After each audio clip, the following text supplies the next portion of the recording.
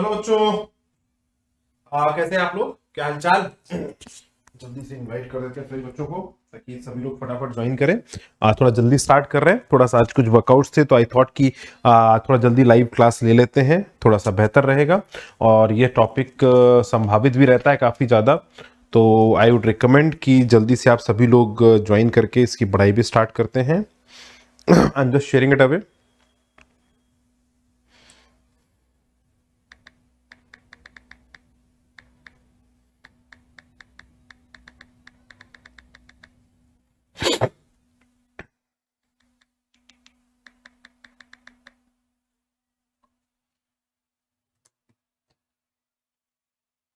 Hello, live आ गए बच्चों? हाँ,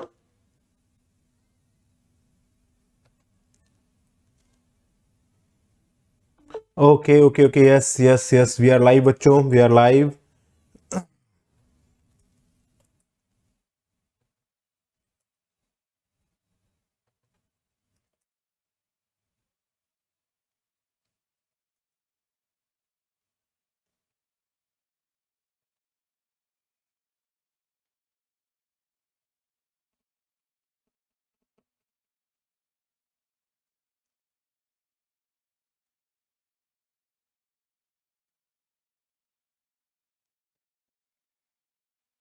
चलो भाई, तो मेरे प्यारे बच्चों जल्दी से आ जाओ सभी लोग और स्टार्ट करते हैं सेशन को थोड़ा जल्दी से।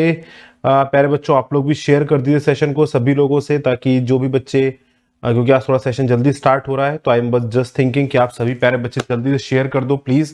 जो भी बच्चे, क्योंकि लाइव सेशन का मजा अपना अलग होता है। Hello SK Kumar. हाँ हाँ बेटा, आज 8 बजे बोले थे लेकिन थोड़ा जल्दी स्टार्ट हो गए। एसके कुमार बहुत दिनों से दिखाई नहीं पड़े, तुम कहाँ थे यार? एसके कुमार कहाँ थे यार? हाँ, बहुत दिनों से नहीं दिखाई पड़ रहे तुम। खैर, सो बाकी सभी बच्चे जल्दी से आप सभी लोग इनवाइट दे दीजिए ताकि वो सारे प्यारे बच्चे भी ज्वाइन कर लें जिनको इस सेशन से उम्मीदें हैं, क्योंकि इस सेशन के करस्पॉन्डिंग मोस्ट प्रोबेबली ऐसी कोशिश भी रहती है कि एक क्वेश्चन आने की संभावनाएं और रहती हैं, और एक छोटा टॉपिक है जिसके अंदर काफी ज्यादा चीजें आ जाती हैं।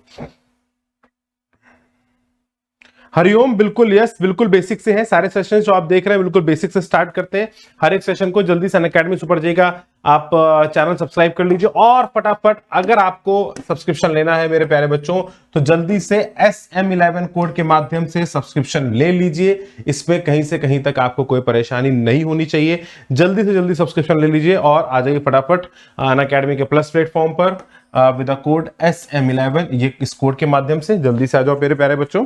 और यहाँ पर प्लस और आइकॉनिक दोनों ही सब्सक्रिप्शन बहुत प्यारे तरीके से चल रहे हैं। आप जल्दी से आ जाइए और स्टार्ट करते हैं अपने आज का डाउट फीचर भी अनअकैडमी पे आ चुका है। अपने डाउट को क्रॉप करो और क्रॉप करके भेज दो, आपको इंस्टेंट सॉल्यूशन मिल जाएगा। हेलो हिमांशु, अभी कंसेप्ट आपके क्लियर हो जाएंगे। तबीयत ठीक नहीं थी इसके, कोई बात नहीं बेटा, कोई बात नहीं, चलो आ जाओ आ जाओ आ जाओ भाई, पढ़ाई स्टार्ट करते हैं। ठीक है, तो ये सब टेस्ट वगैरह है, आप कर लीजिए, यूसेट एग्जामिनेशन जरूर दीजिए, हमको फॉलो करिए और आ जाइए अल्टरनेट करंट के ऊपर।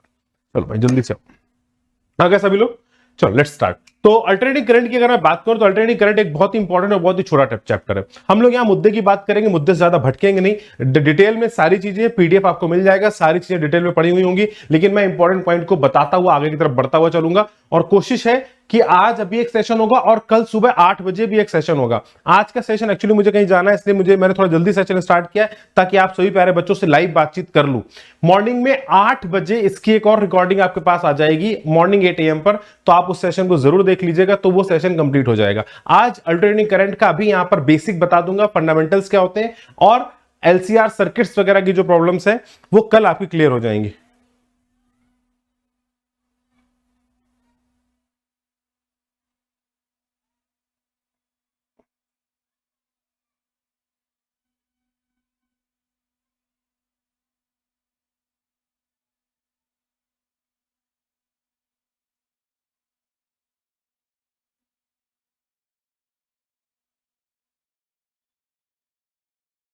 ठीक है, हरिओम, हेलो हेलो, चलो बच्चों सब आ गए मेरे प्यारे बच्चों, जल्दी स्टार्ट करते हैं। अल्टरनेटिंग करंट एक ऐसी करंट होती है, अल्टरनेटिंग करंट का मतलब हो गया वेव वाली करंट। कैसे वाली करंट? वेव वाली करंट। ये करंट क्या है?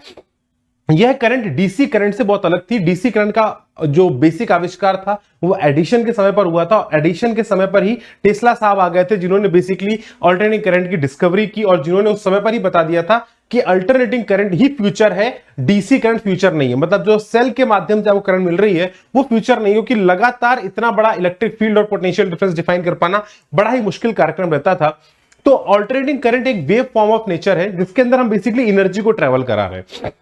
तो इसमें अगर मैं बहुत ज्यादा बेसिक में नहीं जा रहा हूं कि बहुत ज्यादा बिल्कुल ही बेसिक में पहुंच जाए तो उससे आपका, क्योंकि वो जरूरत नहीं है अभी, इतना समझना जरूरी है कि इसमें ईएमएफ क्या होता है, एक बार पॉजिटिव एक बार नेगेटिव। तो इलेक्ट्रॉन को पहले आगे धक्का देगा फिर पीछे धक्का देगा, एक बार आगे धक्का देगा फिर पीछे धक्का देगा। तो यहां पर एनर्जी प्रोपोगेट करती है ज्यादा। In case of alternating current majorly the thing that propagate is the energy. तो ये एक बार ऐसे धक्का मिलता है तो इलेक्ट्रॉन एक बार आगे जाएगा फिर पीछे आएगा, आगे जाएगा फिर पीछे आएगा, आगे जाएगा फिर पीछे आएगा, और इस माध्यम से एनर्जी जो है वो आगे की तरफ प्रोपोगेट करती है। मेरे प्यारे बच्चों प्लीज लाइक और करते रहे सेशन को, बताते चले फटाफट, ठीक है। तो यहां पर क्या होता है कि करंट में कभी पॉजिटिव कभी नेगेटिव, कभी पॉजिटिव कभी नेगेटिव, इस तरीके से करंट जो है वो लगातार फ्लो करती जाती है। सामान्यतः करंट को दर्शाने का तरीका एक साइनसोइडल वेव की तरह करंट ट्रेवल करती है। इसके और भी तरीके होते हैं, वो भी अभी आगे चर्चा कर रहे हैं, लेकिन सबसे ज्यादा जो चर्चा में रहता है वो I बराबर I not sine omega T, I बराबर I not cos omega t की ही बात करते हैं। यहां पर जो पहला शब्द होता है इसको हम बोलते हैं एम्पलीट्यूड या बोलते हैं पीक वैल्यू। इसको बोला जाता है I not is the peak value और amplitude. Omega is called as the angular frequency that is simply equal to 2 pi upon time period that basically define कि उसके एक चक्कर में कितना समय लग रहा है, राइट। इसको एंगुलर फ्रीक्वेंसी का नाम देते हैं। T is the time period, time period मतलब क्या हो गया, एक चक्कर। एक चक्कर मतलब ऊपर जाके फिर नीचे आके वापस यहीं पहुंचना, ये इसका एक चक्कर है। वन चक्कर में कितना समय लगा, that is simply called as the time period. और टाइम पीरियड फ्रीक्वेंसी की रिलेशन पता है, फ्रीक्वेंसी की वैल्यू क्या होती है, फ्रीक्वेंसी का मतलब होता है 1 अपॉन टाइम पीरियड, 1/t, मतलब नंबर ऑफ चक्कर्स in 1 second, number of cycles पर सेकेंड, नंबर ऑफ साइकिल्स पर सेकेंड। मेरे प्यारे बच्चों मेरी बात को बहुत ध्यान से दिमाग में रखना, नंबर ऑफ साइकिल्स पर सेकेंड, राइट। कोई दिक्कत वाली बात, कोई परेशानी वाली बात, कोई समस्या, कोई शंका, कोई आशंका, तुरंत बताओ। चले भाई, ओके। तो अगर मैं यहां पर बात करें तो टाइम पीरियड हो गया, T is time period and F is called as the frequency, right. T पर एक बार मैक्सिमम एक बार मिनिमम फिर वापस मैक्सिमम, करंट लगातार इसी के जो मूव करता रहता है। एसी का जो एम्पलीट्यूड होता है मतलब that is the maximum value of the current जिसके बीच में वो मूव करता है, मतलब that is I naught. Peak to peak value जो होती है that is 2 I naught. Periodic time एक पूरा चक्कर लगाने में लगा हुआ समय, उसको हम लोग कैपिटल टी से रिप्रेजेंट करते हैं। Frequency 1 upon time period that is number of cycles.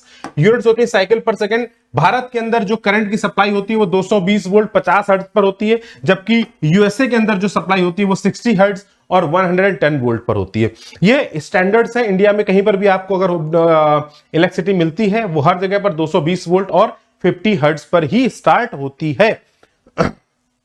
बिल्कुल अभी स्टार्ट हुआ मेरे प्यारे बच्चों, बिल्कुल अभी स्टार्ट हुआ। F is equal to 1 upon T. Live पूछ रहे हैं 1 अपॉन टी मतलब लाइव फ्रीक्वेंसी की वैल्यू जो होती है 1 अपॉन टी के बराबर होती है। F is equal to 1 upon T that is equal to number of cycles पर सेकेंड। कंडीशन क्या होती है किसी भी करंट या वोल्टेज को अल्टरनेटिंग होने के लिए? पहली कंडीशन होती है कि एम्पलीट्यूड कांस्टेंट होना चाहिए, और दूसरी कंडीशन होनी चाहिए alternate half cycle is positive and half is negative. Positive negative ऊपर नीचे का मतलब नहीं है, मेरी बात को यहां पर देखना बहुत ध्यान से। ये साइनोसॉइडल एसी वेव, आधे समय पर पॉजिटिव करंट आधे समय पर नेगेटिव करंट, आधा पॉजिटिव आधा नेगेटिव।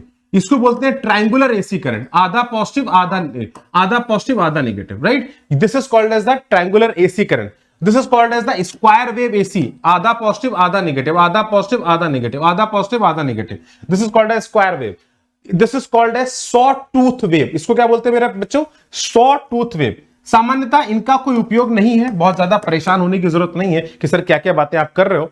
ये इनका उपयोग बहुत ज्यादा नहीं होता है। उपयोग जिसका होता है वो साइनोसॉइडल वेव का होता है, लेकिन इस बात का जरूर ध्यान रखें कि ये एक एसी नहीं है। This is not a alternating current, क्योंकि ये निगेटिव नहीं हो रही है, ये ऊपर नीचे हो रही है लेकिन निगेटिव नहीं हो रही है। अगर निगेटिव नहीं हो रही तो that is not called as a alternating current, ये अल्टरनेटिंग करंट नहीं होगी।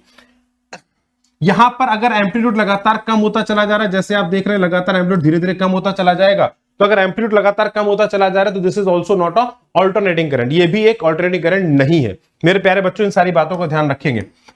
This is called as AC and DC में जब करंट ऊपर की तरह अप एंड डाउन कर रही है तो इसका मतलब है कि आपने एक कांस्टेंट ऐड कर दिया है। मतलब मेरी बात को समझना, जैसे y बराबर हम लोग लिखते साइन थीटा, तो y बराबर साइन थीटा का कर्व कैसा होता, कुछ ऐसा होता। और अगर मैं यहीं पर लिख दूं y बराबर 2 प्लस साइन थीटा, तो इसका कर्व कितना हो जाएगा, तो आप बोलेंगे सर 2 से ऊपर खींच दो, तो कुछ डीसी जोड़ दिया, कुछ कांस्टेंट जोड़ दिया। तो जनरली जो करंट ऊपर की तरफ होती है इसको हम बोलते हैं mixture of AC and DC current, alternating current and DC current का मिक्सचर होती है। ये कुछ ऐसी इंफॉर्मेटिव बातें हैं, कई बार इस पर बेस्ड क्वेश्चन पूछा जाए तो आपको पता होनी चाहिए। नीरज नहीं बेटा, आज मॉडर्न नहीं है, परसों कल बेटा, लेकिन सुबह 8 बजे मेरे प्यारे बच्चों, morning 8 AM in the morning आप सभी को ये एक लेक्चर, इसका लेक्चर मिलेगा, इसका कंटिन्यूएशन का। आज आधा खत्म कर पाऊंगा, मुझे एक्चुअली एक जगह जाना है, इसलिए मैं लेक्चर ले नहीं पा रहा था, तो मुझे लगा पहले आप बच्चों से मुलाकात जरूर कर लूं, कुछ बातें समझा देता हूं, और उसके बाद की सारी बातें जो है आपको सुबह 8 बजे के लेक्चर में कवर अप हो जाएंगी। राइट मानक प्लीज फॉलो, बेटे यहां पर इंपॉर्टेंट चीज है एवरेज, आप मानक फॉलो करो मेरा सीक्वेंस ऑफ टॉपिक, उस सीक्वेंस में पढ़ाई करो, हो जाएगा। एवरेज वैल्यू करंट की बात करें, दैट इज, अगर average value of the current की बात की जाए, दैट इज सिंपल, 0 से t/2 इंटीग्रेशन कर लीजिए, आपको ये सब याद नहीं करना है, इंपॉर्टेंट चीज ये है साइन थीटा, साइन 2 थीटा, इसका एवरेज एक पूरी साइकिल में हमेशा 0 होता है। साइन थीटा का, साइन 2 थीटा का, कॉस थीटा का, कॉस 2 थीटा का, sine theta into cos theta का average over a cycle is always 0।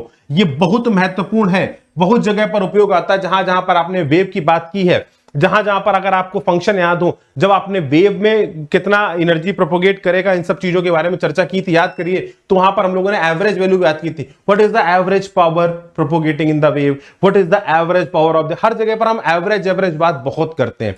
तो यहां पर भी जितनी एवरेज बात होगी याद ध्यान रखिएगा कि साइन स्क्वायर थीटा का एवरेज जो होता है, या कॉस स्क्वायर थीटा का जो एवरेज होता है, स्क्वायर फंक्शन का जो एवरेज होता है मेरे प्यारे बच्चों, वो 1/2 होता है।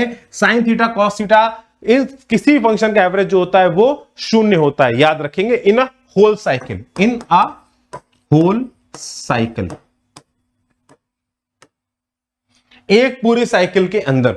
लेकिन याद क्या करना है, आपसे पूछा जाए आधी साइकिल में क्या होगा, ओवर पॉजिटिव हाफ साइकिल में एवरेज क्या होगा। अगर पॉजिटिव हाफ साइकिल में एवरेज पूछा जाए तो आप लिख सकते हैं it is equal to 2I0/π। मतलब अगर मैं बोलूंगा इसका और इसका जोड़ोगे तो ये 0 हो जाएगा।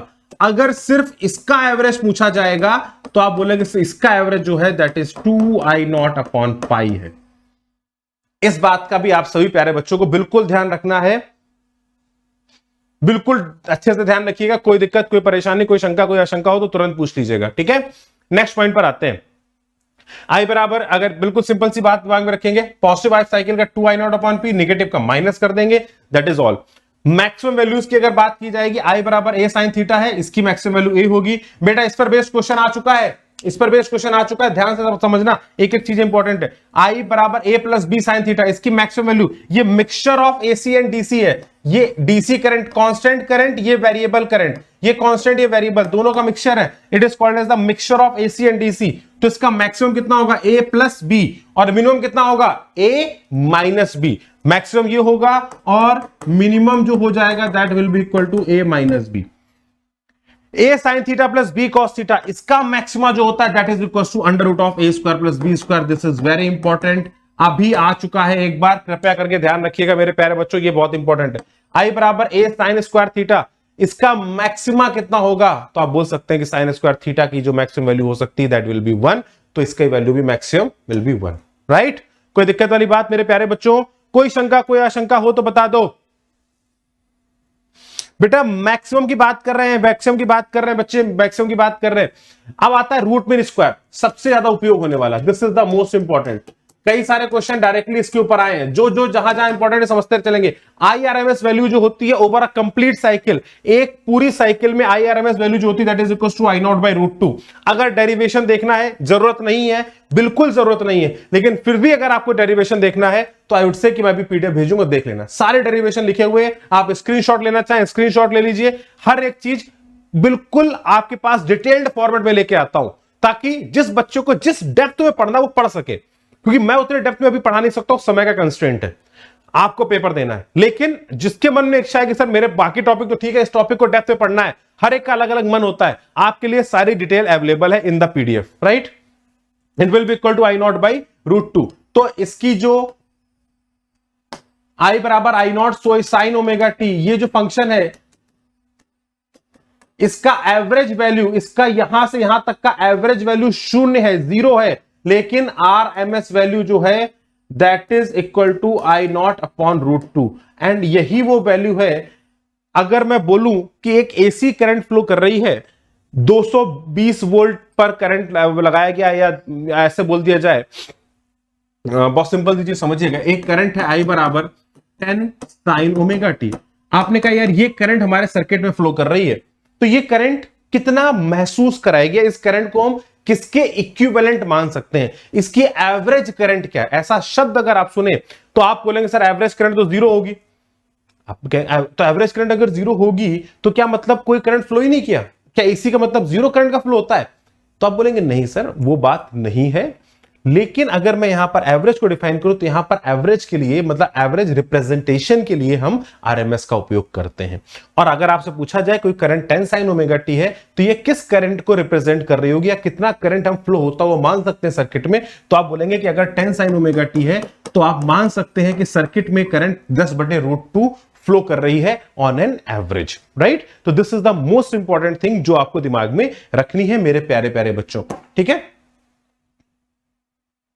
हाँ, गौरव भी आ चुके हैं। गौरव वेलकम बेटा, क्या हालचाल है? और एडवांस की तैयारी करिए। बहुत बढ़िया बच्चों। अब यहां पर ये भी एक इंपॉर्टेंट पैसेज है, बहुत आई बराबर I not sine omega t, average value 0, peak value I naught, RMS value I naught by √2, angular frequency omega. I बराबर I not sine omega t into cos omega t, function एक बार आ चुका है, तो इसको हम क्या लिख सकते हैं, I naught by 2 sine 2 omega t. Average value again sine 2 omega t की एवरेज वैल्यू 0 होती है, peak value I naught by 2 होती है, आरएमएस वैल्यू पीक वैल्यू का √2, तो peak value I naught by 2 divided by √2, angular frequency 2 omega. बहुत ध्यान से देखते चलेंगे, I3 I not sine omega T plus I not cos omega T. अगर आप इन दोनों को जोड़ेंगे तो आपको पता है कि आई नॉट कॉमन हो जाएगा और √2 से डिवाइड और मल्टीप्लाई करके आप इसको साइन ओमेगा टी प्लस π/4 के टर्म्स में लिख सकते हो। अगर लिख सकते हो तो इसकी वैल्यू कितनी हो जाएगी, आप बोल सकते हैं it is equal to I naught root omega t into sine omega T plus π/4। इसको इस फॉर्मेट में लिखा जा सकता है। एवरेज वैल्यू अगेन 0 है, पीक वैल्यू √2 आई नॉट और आरएमएस वैल्यू हो जाएगी √2 आई नॉट अपॉन √2, तो √2 से √2 cancel, that will be equal to I naught and angular frequency will be omega. ये इंपॉर्टेंट बात है, वेरी इंपॉर्टेंट। करंट आरएमएस जो होता है वो पीक वैल्यू बाय √2 होता है मेरे प्यारे बच्चों, याद रखेंगे इसको। कोई दिक्कत वाली बात, कोई परेशानी वाली बात? चलो मेरे प्यारे बच्चों, अगर सेशन में अच्छा लगता है तो लाइक जरूर किया करो। देखो लाइक करोगे तो एनर्जी बढ़ती है, राइट? लाइक जरूर करते रहो, एनर्जी बढ़ाते चलो। Find the time required for 50 hertz alternating current to change its value from 0 to RMS value। 0 से RMS वैल्यू पर आने में कितना समय लगेगा, ये आपसे पूछा गया है। जल्दी से बताओ फटाफट आंसर इसका।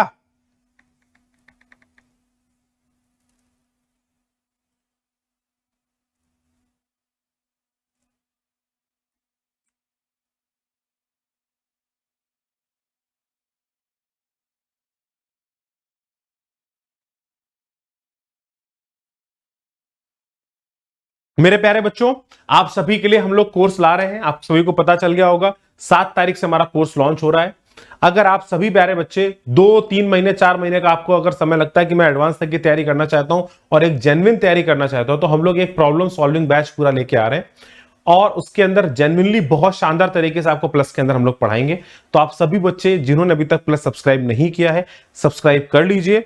और ये मेरा कोड है बच्चों, मतलब अगर आपको लगता है कि आप शेंदु सर की पढ़ाई से खुश हैं, अच्छा लगता है आपको, तो डेफिनेटली आप इस कोड को यूज करें, अपने दोस्तों को बोलें कि इस कोड को यूज करिए।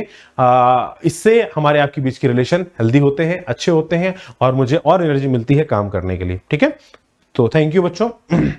अब यहां पर इंटीग्रेट करने कोई जरूरत नहीं है, फाइंड द, बिल्कुल। अरे भाई मेरे आई बराबर कितना दे दिया, मान लो आई नॉट साइन ओमेगा टी है, आपने कहा सर ये करंट बह रही है। आरएमएस वैल्यू कितनी होती है, आपने कहा सर आरएमएस होती है आई नॉट बटे √2, तो आई नॉट बटे √2 बराबर I not sine omega T.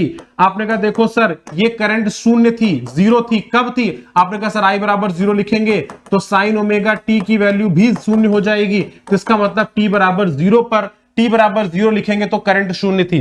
अब उसने बोला है कि करंट कब आरएमएस के बराबर हो जाएगी, मतलब कब आई नॉट बाई रूट 2 के बराबर हो जाएगी, तो आई नॉट से आई नॉट कैंसिल कर देंगे। From here I can say that sine omega T will be equals to 1 by root 2। तो यहां से ओमेगा टी की वैल्यू कितनी हो जाएगी, आप बोल सकते हैं it will be equal to pi by 4, और ओमेगा टी की वैल्यू अगर पाई बाई 4 हो गई, मेरे प्यारे बच्चों ध्यान से देखिएगा, ओमेगा टी की वैल्यू आ गई पाई बाई 4। ओमेगा क्या लिखा जा सकता है, 2 pi upon time period, that into t it is equals to pi upon 4। तो पाई से ये पाई कैंसिल हो गया, तो from here I can say that t will be equal to capital T upon 8 and this will be the answer। उसके time period का half. तो यहां पर टाइम पीरियड कितना होगा, आपने कहा सर फ्रीक्वेंसी 50 हर्ट्ज दी गई है, तो अगर फ्रीक्वेंसी 50 हर्ट्ज है that is equal to 1 upon time period, तो यहां से टाइम पीरियड की वैल्यू हो जाएगी 1/50 सेकेंड। तो 1/50/8 कर देंगे तो 1/400 सेकेंड, 1/400 सेकेंड आ जाएगा। सिंपल, लेकिन आपको सोचने की जरूरत थी। राइट मेरे प्यारे बच्चों,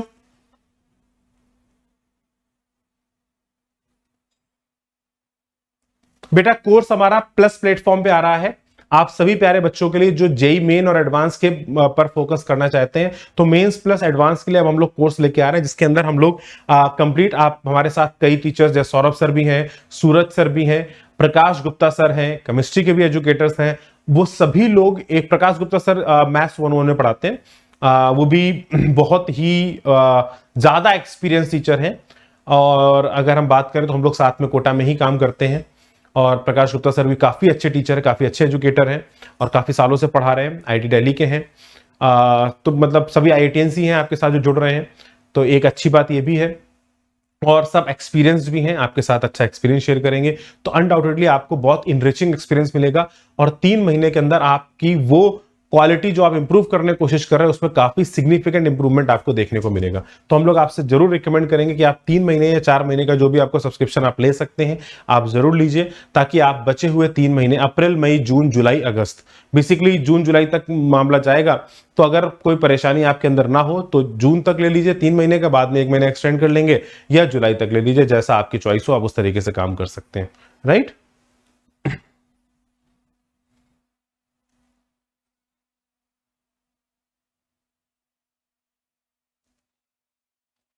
ठीक है, चलिए आ जाओ बेटा, आइए स्टार्ट करते हैं, आगे की बात को पढ़ते हैं। तो ये तो हो गया फर्स्ट क्वेश्चन।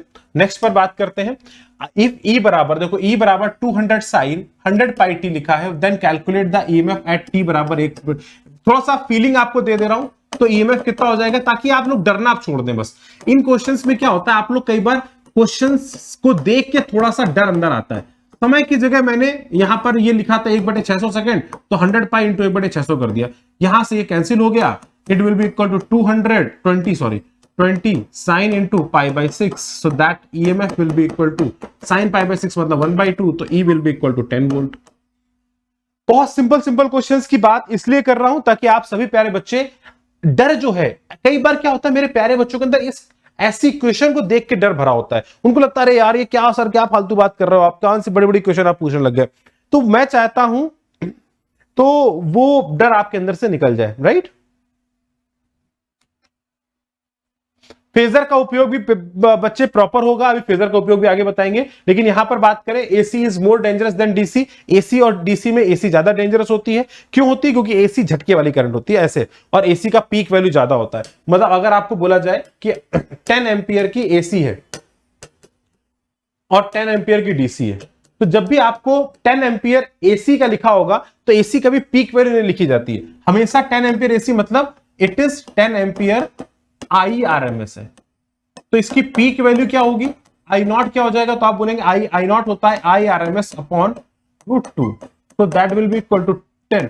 तो जो इसकी पीक वैल्यू होगी वो होगी 10√2, मतलब लगभग 14 एम्पियर, अप्रोक्सीमेटली 14 एम्पियर। तो आपने कहा कि ये जो 10 एम्पियर की एसी करंट है, ये बेसिकली 10 एम्पियर की नहीं है, ये 14 एम्पियर के प्लस और माइनस में झूल रही है। तो क्या होता है कि एक तो पीक वैल्यू ज्यादा होती है, 10 एम्पियर का मतलब हो गया पीक वैल्यू ज्यादा होगी, और ये क्या है, ऐसे झटके देती है, 14 एम्पियर आगे 14 एम्पियर पीछे। तो एक तो कोई धक्का आगे की तरफ मार दे आपको सिंपल, और एक कोई धक्का आपको पहले आगे मारे फिर पीछे खींचे। सोचो इस तरीके से कर दे, इसको हम बोलते हैं झकझोर दिया यार, तो वो ज्यादा डेंजरस होता है। करंट में एक बार ब्लड में सेल्स ऊपर की तरफ फेंकी फिर नीचे खींच दी, तो क्या होता है इसमें बॉडी बहुत हैवीली इंबैलेंस होती है, तो वो बहुत ज्यादा डेंजरस होता है हमारे लिए, राइट बच्चों। ये ध्यान रखेंगे। एसी और डीसी, अब ये सब तो करंट से, इसको कुछ इंपॉर्टेंट वेव फॉर्म से जल्दी देख लीजिए। साइनसोइडल वेव फॉर्म इस तरीके का होता है। हाफ वेव रेक्टिफाइड का मतलब होता है नीचे की करंट को जाने देते हैं, जनरली डायोड के माध्यम से करते हैं हम लोग। आपको पता है कि एक ही साइड की करंट को जाने देता है, रिवर्स बायस जो करंट होती है तो वो रिवर्स बायस हो जाता है और वो उस करंट को जाने नहीं देता है। बाय दैट मेथड हम उसको हाफ वेव रेक्टिफाइड बना देते हैं। फुल वेव रेक्टिफाइड मतलब नीचे वाली करंट को भी पॉजिटिव कर देते हैं, that is called as a full wave rectified. Square of current मतलब इनका कोई खास यूज नहीं, तो बहुत ज्यादा इनके चक्कर में पैनिक ना हो। ये आपका होमवर्क है मेरे प्यारे बच्चों, इसको जरूर कर ले, अच्छे से कर ले, इसमें कोई भी क्वेश्चन ना छोड़े। ये बिल्कुल फंडामेंटल है, बिल्कुल फंडामेंटल है, इससे कॉन्फिडेंस गेन हो जाएगा। ये फंडामेंटल है, इट इज फॉर कॉन्फिडेंस। अगर आपका कॉन्फिडेंस में कोई कमी लग रही है, आपको लग रहा है कि कॉन्फिडेंस थोड़ा सा कमजोर हो रहा है, कोई भी परेशानी लग रही है मेरे प्यारे बच्चे, तो आप इस पर्टिकुलर पॉइंट्स को आप जरूर एक बार पढ़ लीजिए। बहुत आसान है, बिल्कुल सिंपल है, कोई दिक्कत नहीं है और आसानी से आपको आंसर मिल जाएंगे। अभी मैं पीडीएफ भेजूंगा, उसके अंदर इसके आंसर होंगे, कोई दिक्कत नहीं है।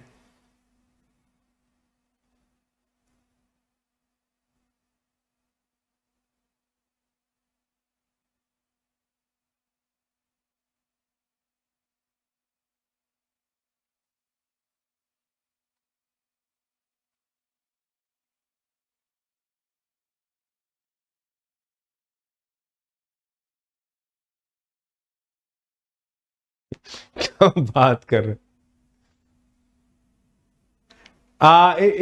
इलेक्ट्रिसिटी करंट बेटा, AC current is more dangerous, inverter current इतना डेंजरस नहीं होता। ये इंपॉर्टेंट है, यहां पर देख लीजिए।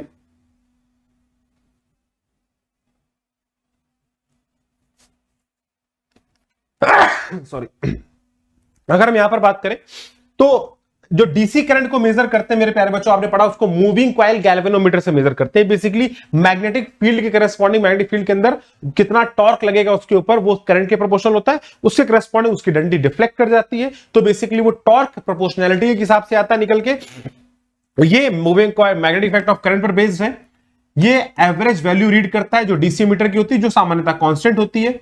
एसी सर्किट में अगर डीसी की अमीटर लगा दिया, ये अमीटर लगा दिया जाए, तो एसी करंट कैसे फ्लो करेगी? एक बार पॉजिटिव धक्का, एक बार पीछे धक्का, एक बार आगे धक्का, एक बार पीछे धक्का, एक बार आगे एक बार पीछे। बोला ऐसे ही फ्लो करेगी कि नहीं फ्लो करेगी? अगर करंट ऐसे फ्लो करेगी तो डीसी मीटर कैसे पड़ेगा? डीसी मीटर एक बार आगे एक बार पीछे, एक बार आगे एक बार पीछे। गैल्वेनोमीटर, अब सोचो एक सेकंड में ये काम कितने बार करना है? 50 बार की फ्रीक्वेंसी है। एक साइकिल में एक बार ऊपर एक बार नीचे जाती है। 50 हर्ट्ज अगर हो गया, इसका मतलब 100 बार का पॉजिटिव है, 50 बार का पॉजिटिव है, 50 बार का नेगेटिव है। मतलब 50 बार ऊपर जाना है, 50 बार नीचे जाना है, 50 बार इधर, 50 बार इधर, तो टोटल 100 डिफ्लेक्शन उसको करने पड़ जाएंगे। मतलब सर्कल्स की बात करें तो इस तरीके से तो क्या होता है, current is almost considered zero, क्योंकि वो इतनी जल्दी फ्रिक्वेंटली वो कर नहीं पाती करंट। तो ये जो होता है इतना हिल नहीं पाता। एक बार हिलना होगा, सोचो 50 बार हिलना होगा तो कैसे हिल रहा होगा? बिल्कुल उसी जगह पे रह जाता है। तो ऑलमोस्ट करंट जो फ्लो करता है वो जीरो होता है। एवरेज वैल्यू ऑफ एसी जो डीसी करंट से नापी जाती है, डीसी एमीटर से नापी जाती है, वो जीरो होती है। यहां पर जो डिफ्लेक्शन होता है वो करंट के लीनियरली प्रोपोर्शनल होता है, जैसा कि आपने देखा है। आई जो टॉर्क होता है वो प्रोपोर्शनल टू थीटा आता है, आपने सभी हम लोगों ने निकाला था।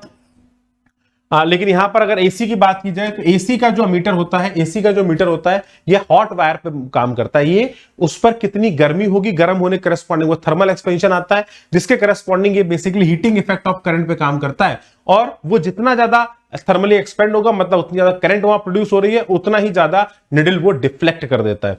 तो एसी मीटर जो होता है मेरे प्यारे बच्चों, it works on hot wire and it works on heating effect of current. कितना पावर, कितना हीट डिसिपेट कर रहा है, उसके करस्पॉन्डिंग वहां हीटिंग इफेक्ट होता है, उसके करस्पॉन्डिंग थर्मल एक्सपेंशन होता है, और उसके करस्पॉन्डिंग ही आपकी वैल्यू कैलकुलेट की जाती है। तो जब एसी मीटर में अगर डीसी को भी भेज दिया जाए तो वो डीसी को भी मेजर करेगी। लेकिन इंपॉर्टेंट पॉइंट क्या है, एसी के अंदर जो रीडिंग होती है वो हमेशा आईआरएमएस की आती है। किसकी आती है? आईआरएमएस।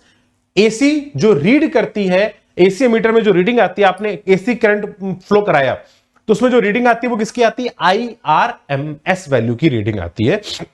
एसी एमीटर के अंदर। डीसी की बात करेंगे तो डीसी की रीडिंग वो ले ले, क्योंकि वो हीटिंग इफेक्ट पर है, तो डीसी भी उतना ही हीटिंग इफेक्ट जनरेट कर रहा होगा। तो मेरे प्यारे बच्चों, जहां तक है कि आपको सारी बातें क्लियर हो गई होंगी, कोई दिक्कत, कोई परेशानी, कोई शंका, कोई आशंका हो तो बता दो।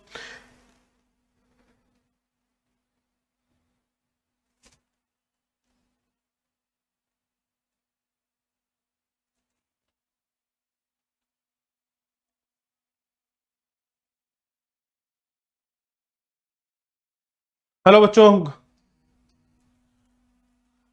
तो जल्दी से देख लीजिए, राइट, बहुत सिंपल सी चीज है। अब अगर मैं बात करूं फेजर की, फेज एंड फेज डिफरेंस की बात करें, तो यहां पर बहुत इंपॉर्टेंट बात समझना, फेज और फेज डिफरेंस, इस इक्वेशन को समझने की कोशिश करेंगे। आई बराबर I not sine omega T plus 5। Phase सामान्यता आप लोग एसएचएम के अंदर सबसे अच्छे तरीके से समझा जाता है, और वही कंटिन्यूएशन में आगे एसएचएम के बाद wave, sound wave, wave optics और एसी, ये फेजर को फंडामेंटली आपको समझना चाहिए एसएचएम के अंदर, वहां से ज्यादा अच्छा बेहतर समझ में आता है। फाई जो होता है मेरे प्यारे बच्चों, जैसे आप यहां पर देखेंगे तो phi is called as initial phase, that is called as phase constant. मतलब ये बताता है कि t बराबर 0 पर करंट की क्या वैल्यू, जैसे आप यहां पर t बराबर 0 डालेंगे तो आई की वैल्यू क्या हो जाएगी, आई नॉट साइन फाई। तो it basically tells about the initial phase और इनिशियल वैल्यू। फेज एंगल के बारे में बता रहा होता है कि साइन के साथ जो एंगल कोफिशिएंट है उसकी, उसी को हम फेज का नाम देते हैं, कि एंगल जो है that is simply called as phase. किसी भी इंस्टेंट पर जो फेज होता है that is simply called as omega T plus minus 5, जो भी आपकी वैल्यू होगी उसके करस्पॉन्डिंग आप लिख सकते हैं। फेज बेसिकली एंगल का मेजरमेंट ही है, किस एंगल पर वो करंट मूव कर रही है, किस एंगल पर वो करंट है।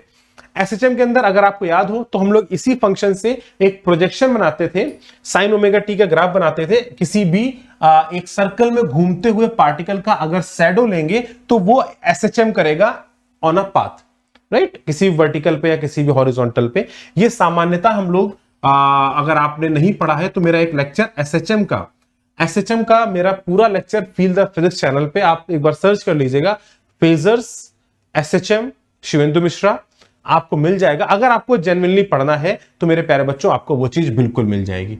और ये यहां से घूमता है, अब जैसे ये घूमता है तो क्या होता है, जैसे ये घूमेगा तो यहां पर इसका शैडो बनता है, और इसका जो शैडो होता है वो basically up and down motion करता है, and this motion is basically exhibit the equation of simple harmonic motion और आई नॉट साइन ओमेगा टी, या किसी एसी करंट की इक्वेशन को एग्जिबिट करता है, राइट। तो यहीं पर हम लोग फेजर को बेहतर तरीके से समझते हैं। लेकिन अब हम आ जाते हैं कि इसका उपयोग कैसे करना है, क्या क्या चीजें हैं।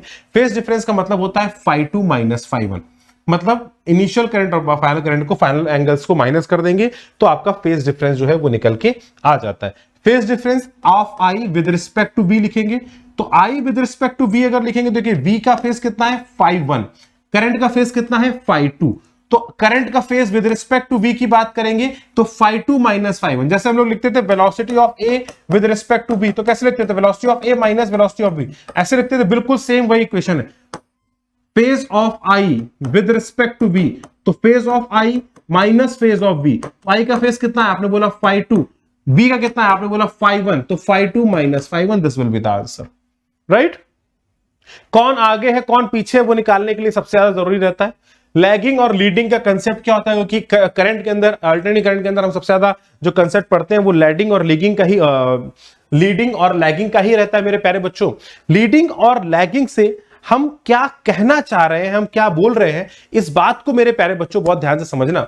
लीडिंग का मतलब होता है कि कौन पहले पीक पर पहुंच रहा है, और लैगिंग का मतलब है कि भैया वो बाद में पीक पे पहुंचेगा, जो लीडिंग है वो पहले पहुंचेगा पीक पर। जैसे वी आई को लीड कर रहा है या आई वी को लैग कर रहा है, दोनों बातें एक ही जैसी।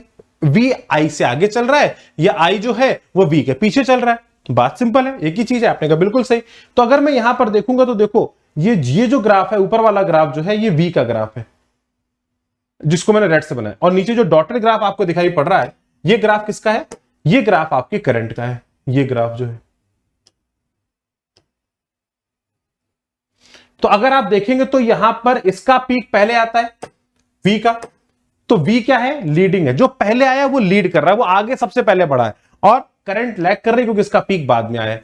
तो जो सबसे पहले मैक्सिमम पे पहुंचेगा वो लीडिंग होगा, जो बाद में पहुंचेगा वो लैगिंग होगा। यह सबसे कॉमन तरीका होता है बेटा समझने का, ठीक है बच्चों।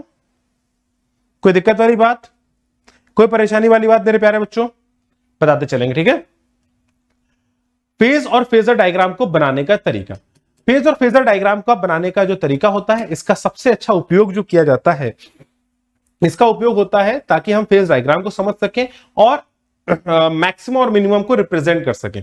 यहां पर फेजर का जो सबसे अच्छा उपयोग है वो मैं एक बार समझा देता हूं, और अभी जो हम कल सुबह 8 बजे क्लास भेज रहे हैं उसके अंदर आप उस चीज को बहुत ध्यान से समझ लीजिएगा। राइट, पहले मैं एक बार समझा देता हूं, बहुत ध्यान समझना मेरे प्यारे बच्चों इस पॉइंट को जो मैं समझाने जा रहा हूं।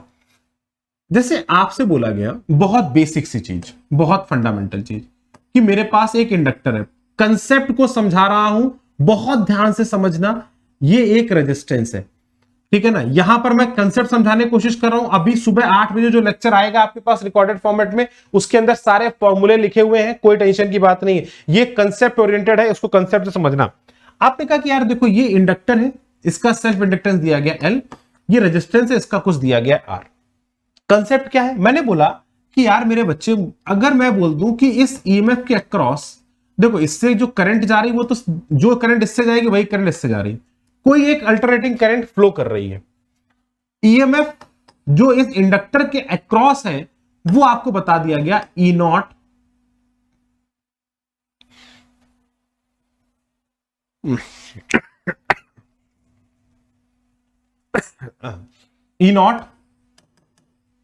Sign omega T plus pi by 2, और रेजिस्टेंस के क्रॉस जो ईएमएफ दे दिया गया ई आर, इसकी वैल्यू हो गई E not sine omega T.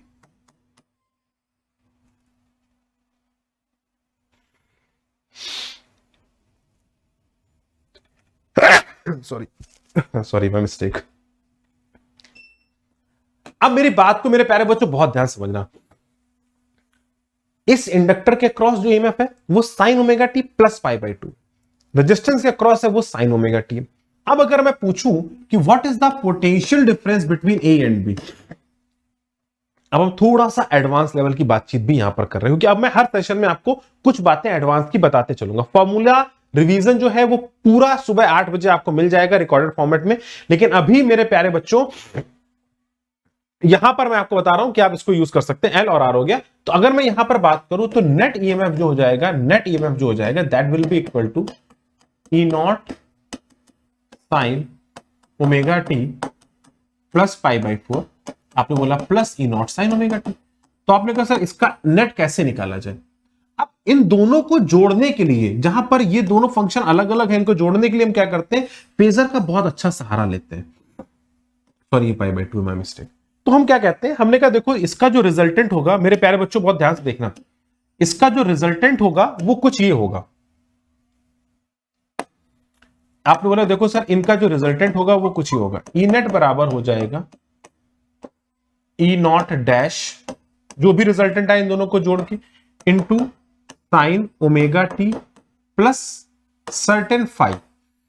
आपने कहा देखो सर दो सेम फ्रीक्वेंसी के एलिमेंट्स को जोड़ने से फ्रीक्वेंसी में कोई परिवर्तन नहीं आएगा, सेम फ्रीक्वेंसी की वेव को जोड़ के फ्रीक्वेंसी में कोई परिवर्तन नहीं आएगा। ये बहुत बेसिक और थोड़ा एडवांस लेवल है, मैं बार बार लिख दूं यहां पर, कई बच्चे बाद में कहते हो सर क्या पढ़ा देते हो आप। ये एडवांस लेवल की बात कर रहा हूं, ये बेसिक कंसेप्ट पढ़ाने की कोशिश करो जहां से चीजें ओरिजिनेटेड है।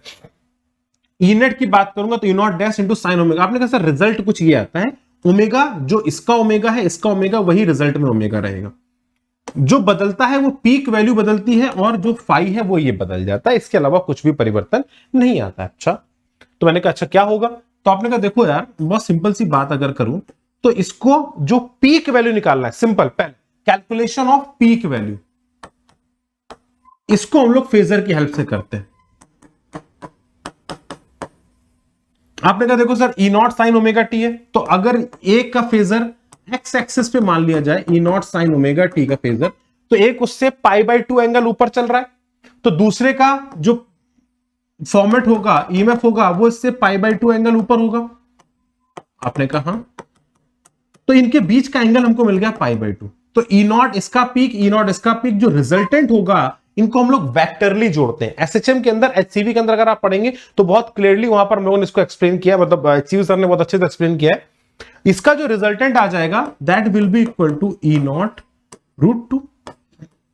आपने कहा बिल्कुल सही बात है। तो इन दोनों का जो रिजल्टेंट हो जाएगा that will be equal to E not root two, right. और आपने कहा यस, इन दोनों का जो रिजल्टेंट हो जाएगा that will be equal to E not root two. तो अगर मैं यहां पर बात करूं it will be equal to E not root two into, अब आपने कहा सर फाई कैसे निकाले, तो आपने कहा सर आपने इसको 0 डिग्री माना हुआ है, तो 0 डिग्री से ये जो एंगल होगा फाई, रिजल्टेंट का जो एंगल होगा वही फाई होगा।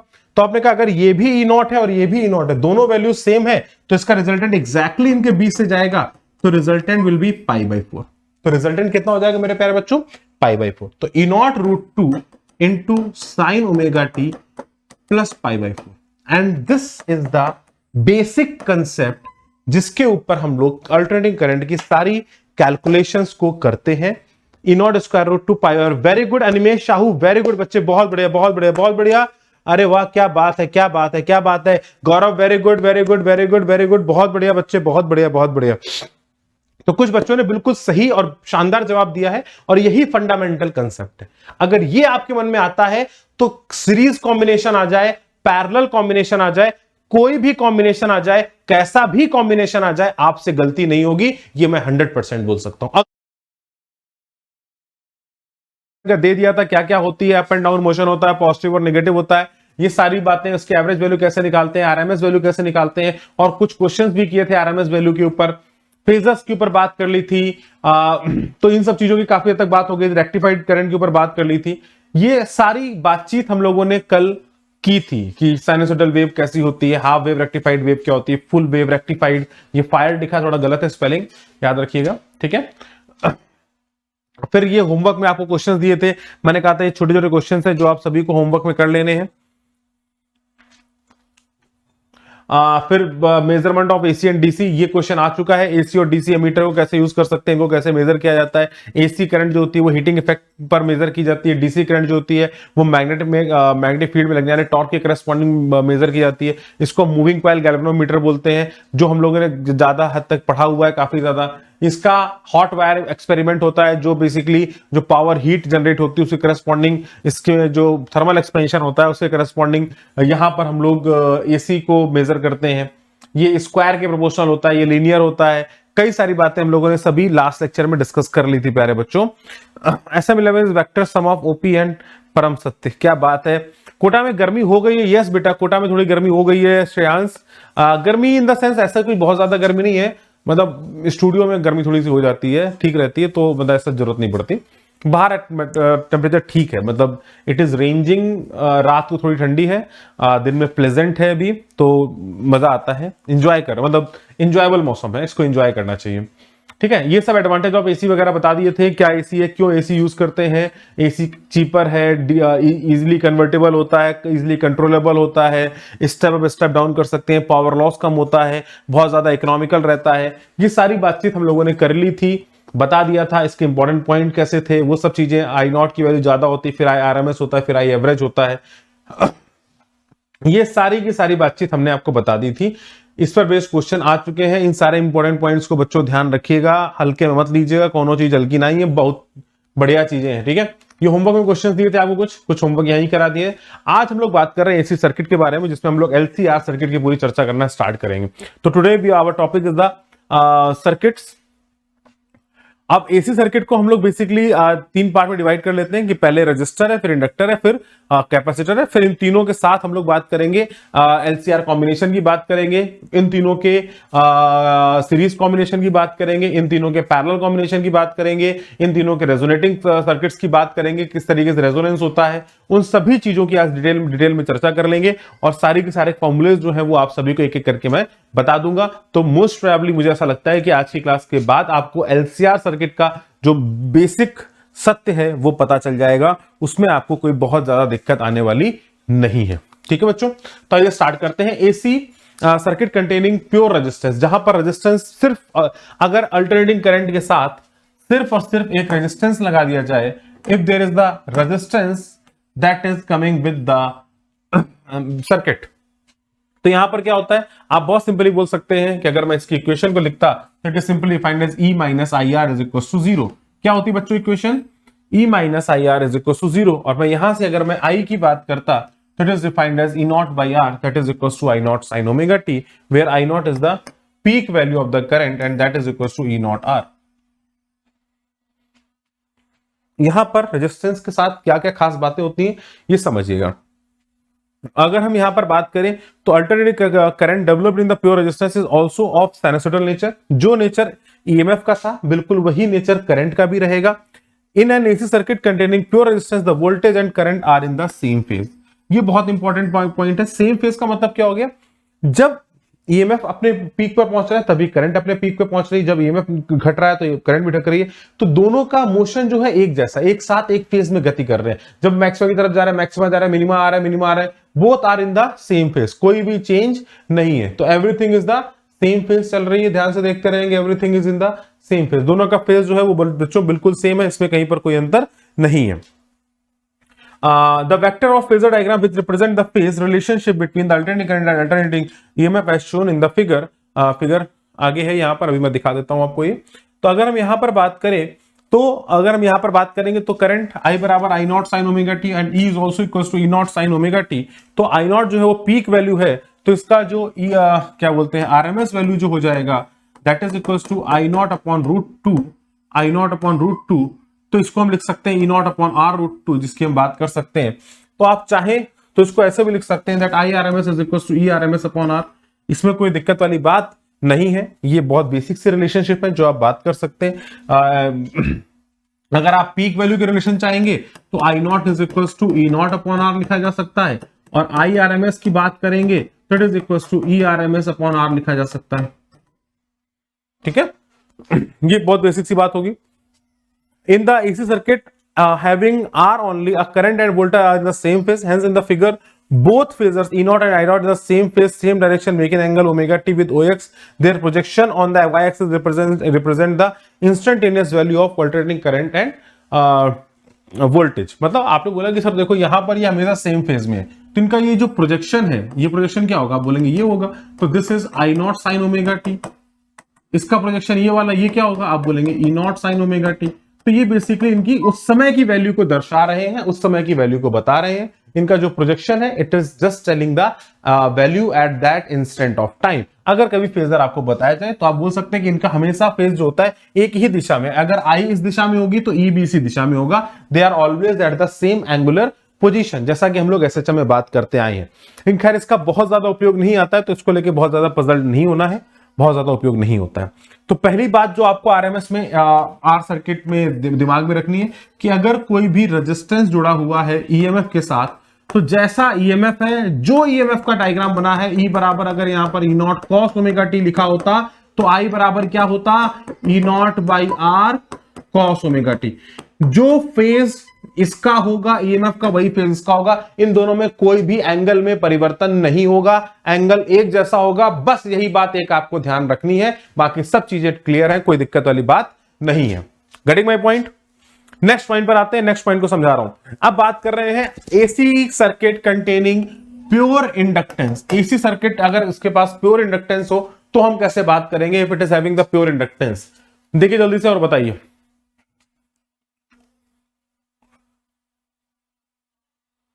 कैसे बात करेंगे।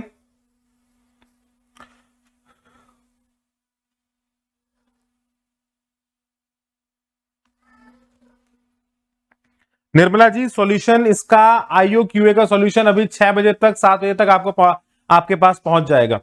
IOQA का सॉल्यूशन 6 से 7 बजे के बीच में आप सभी बच्चों को मिल जाएगा।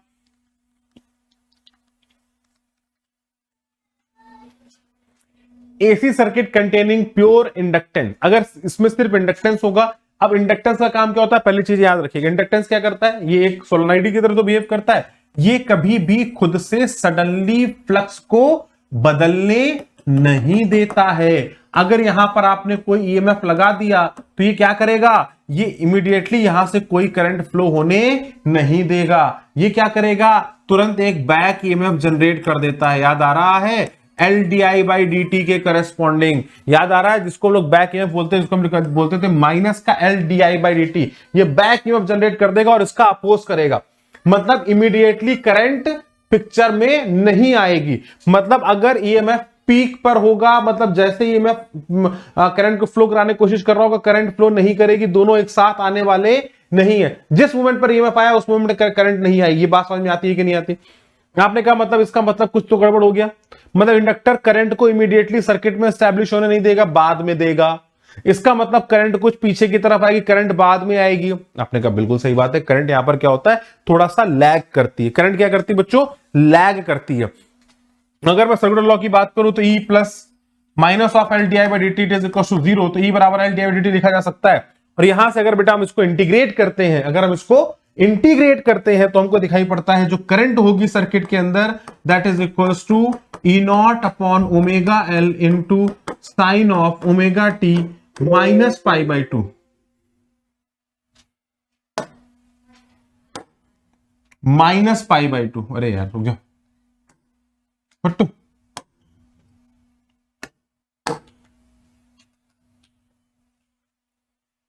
That is equal to minus pi by 2। तो आपने कहा सर ये minus sine minus pi by 2 क्या दर्शा रहा है? मैं ये बता रहा हूं कि इसमें ये दर्शा रहा है कि इसने तुरंत करंट को एस्टैब्लिश होने नहीं दिया। आप इस तरीके से चीज को समझ सकते हैं कि जैसे ही ईएमएफ ने जोर लगाया कि करंट एस्टैब्लिश हो जाए, immediately L D I by D T picture में आ गया। वो इमीडिएटली फ्लक्स को चेंज होने नहीं देता है, वो इमीडिएटली फ्लक्स को बदलने नहीं देता है, वो करंट को इमीडिएटली चेंज होने नहीं देता है। तो क्या हुआ, अगर इसमें सोचो, अगर आपने अभी इसमें करंट 0 फ्लो कर रही थी, आपने तुरंत बैटरी का स्विच बंद किया, ईएमएफ एस्टैब्लिश हुआ, लेकिन तुरंत करंट फ्लो नहीं होगा, करंट बाद में फ्लो होता है। तो यहां से क्या दिमाग में रखोगे कि करंट जो है वो लैग करता है। कई बार कंफ्यूज होते हैं बच्चे, इंडक्टर में लैगिंग है कि लीडिंग है, लैगिंग है कि लीडिंग है, इसका अंतर क्या है? संदीप एग्जाम हो गया, वेरी गुड वेरी गुड। अभी मैं पूरे सॉल्यूशन लेके आ रहा हूं, अभी मैं कंप्लीट सॉल्यूशन लेके आ रहा हूं आपके साथ। एग्जाम देखने में तो सही लग रहा था। मैक्सिमम करंट आई बराबर कितना हो गया, E not upon omega L and that is equal to E not upon omega, hence I is equal to I not sine omega t minus pi by 2। और यहां पर कुछ बातों को आप बहुत इंपॉर्टेंट तरीके से समझें। इस omega L it behave like a resistance, it behave like a resistance, it behave like a resistance. तो इसको इंडक्टर का रेजिस्टेंस बोला जाता है। क्या बोला जाता है बच्चों? इसको इंडक्टर का रेजिस्टेंस बोला जाता है। जैसे कि आप यहां पर देखेंगे तो it is simply called as inductive reactance. इसको क्या बोलते हैं? Inductive reactance. जैसे कि आपने देखा कि अगर आपकी E बराबर आपको दिया गया है E not sine omega T, तो आपका करंट कितना हो गया? E not upon omega L into sine omega t minus pi by 2। तो अगर ये माइनस पाई बाई 2 हो गया मेरे बच्चों, तो मैं यहां पर बोल सकता हूं कि ये यहां पर एज अ रेजिस्टेंस बिहेव कर रहा है। इसको बोला जाता है इंडक्टिव रिएक्टेंस। क्या बोला जाता है? Inductive reactance. अगर इसको मैं बोलूंगा इंडक्टिव रिएक्टेंस, मतलब ये एक तरीके से रेजिस्टेंस का बिहेवियर है। इसको हम बोल सकते हैं कि ये रेजिस्टेंस का, जो इंडक्टर का रेजिस्टेंस की तरह बिहेव कर रहा है। एंड इसकी वैल्यू कितनी हो गई? इसको हम डिनोट करते हैं XL से। किससे डिनोट करते हैं बच्चों? XL से। And that is equals to omega into L. और ओमेगा को क्या लिखा जा सकता है? 2 pi into frequency into L, 2 pi into frequency into L. और इस चीज को हम यहां पर मेंशन कर सकते हैं। तो यहां पर अगर मैं बात करूंगा तो ईएमएफ और एएमएफ का अगर मैं कर्व बनाऊं समय के साथ, तो अगर E बराबर E not sine omega T है तो करंट इससे लैग करेगी, करंट इससे पाई बाई 2 एंगल पीछे चलेगी। जब ईएमएफ 0 होगा तो करंट निगेटिव की मैक्सिमम होगी, और जब ईएमएफ मैक्सिमम होगा तब करंट 0 पर होगी। तो यहां से आप समझ सकते हैं कि करंट ये क्या कर रही है? लैग कर रही है। लैगिंग का नेचर मैंने समझाया था, कौन अपने पीक पर पहले पहुंच रहा है। तो आपको दिखाई पड़ेगा ये पहले पहुंचेगी और ये बाद में पहुंचेगी। तो इसका मतलब ये लीडिंग है और ये लैगिंग है। करंट लैग करती है पाई बाई 2 एंगल के साथ। मतलब हर समय पर इनके बीच का एंगल जो होगा वो पाई बाई 2 बनता रहेगा। हमेशा इनके बीच का एंगल जो है वो घूमता रहेगा, तो पाई बाई 2 के करस्पॉन्डिंग आता रहेगा। ठीक है, कोई दिक्कत वाली बात? यूनिट ऑफ एक्सल, इसकी यूनिट जो होती है बच्चा, इसकी यूनिट भी ओम के बराबर ही होती है। इसकी यूनिट को ओम ही बोला जाता है। Unit of L into unit of omega, that is henry per second. It is simply defined as volt per ampere per second into second, that is volt per ampere and that is equals to ohm. तो ये एक बहुत अच्छी बात है कि इसकी unit जो होती है वो एग्जैक्टली ओम के बराबर ही होती है। और इवन यहां से भी आप डायमेंशनली भी देख सकते हैं कि ओमेगा एल जो होगा वो ई बाई आई के बराबर होगा। तो ऑब्वियस सी बात है, डायमेंशनली भी मैं देखूंगा तो बोलूंगा यूनिट जो है वो ओम के बराबर है।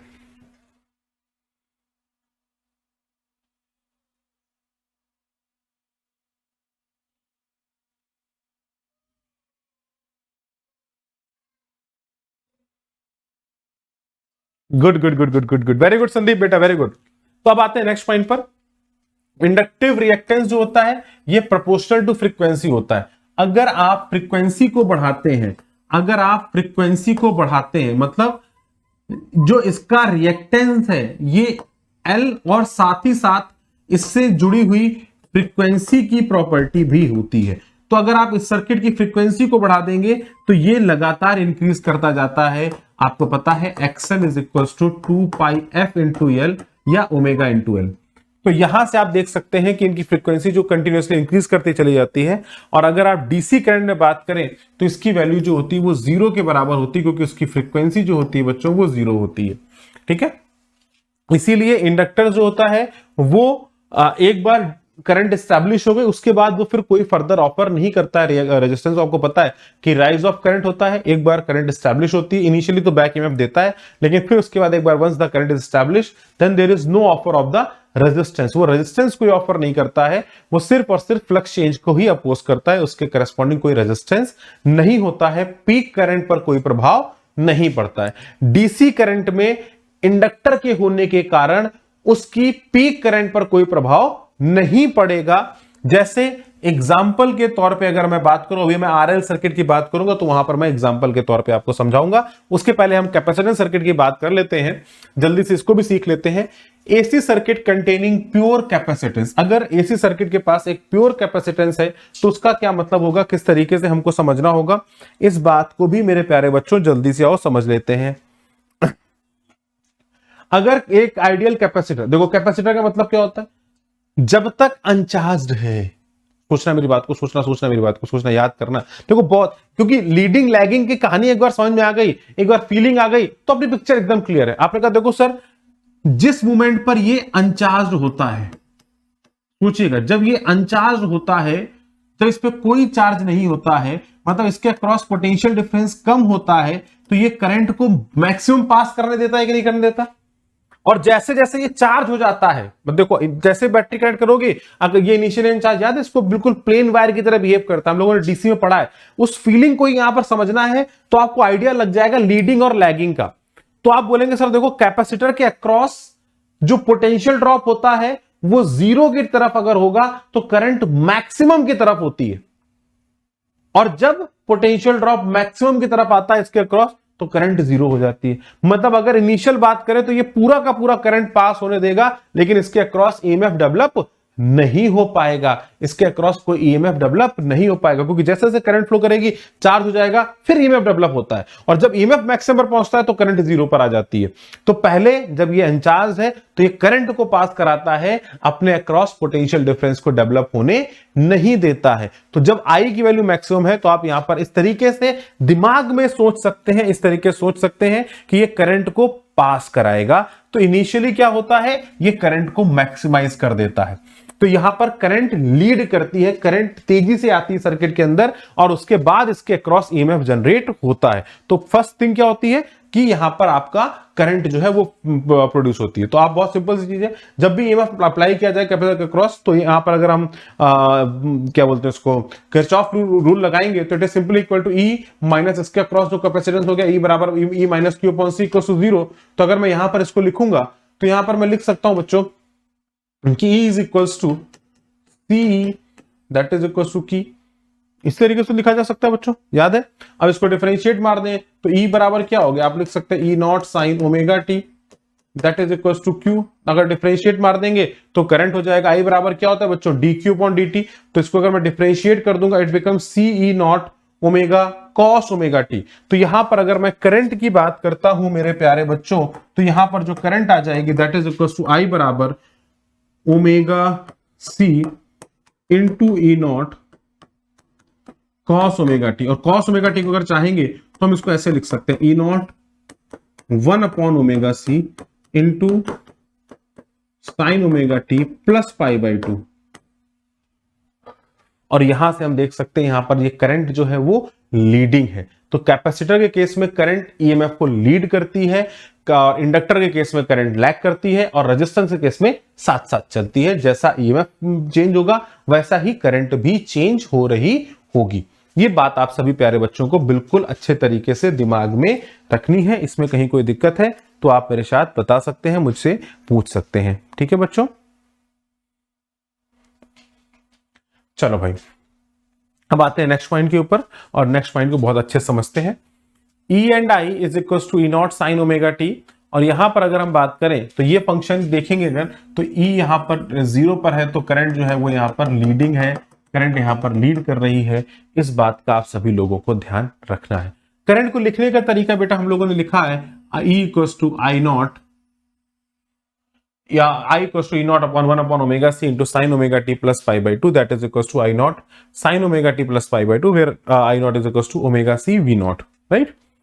तो I is equals to हो गया E naught upon, तो यहां से अगर हम बात करेंगे तो इसकी वैल्यूज को हम डिफाइन यहां पर कर सकते हैं कि ये लीड करता है, तो करंट जो होगा it is always on the up side of the EMF, ये हमेशा EMF के अपर साइड पर होगा। इस छोटी सी बात का आप सभी बच्चों को ध्यान रखना है। हाँ संदीप, बिल्कुल मैंने लॉन्च कर दिया है, मोस्ट प्रोबेबली उसकी लिंक भी आ गई होगी, मैं देख लेता हूं आ गई कि नहीं आ गई। आ गई बच्चों, लिंक आ गई है, ध्यान से देखो आपको मिल जाएगी।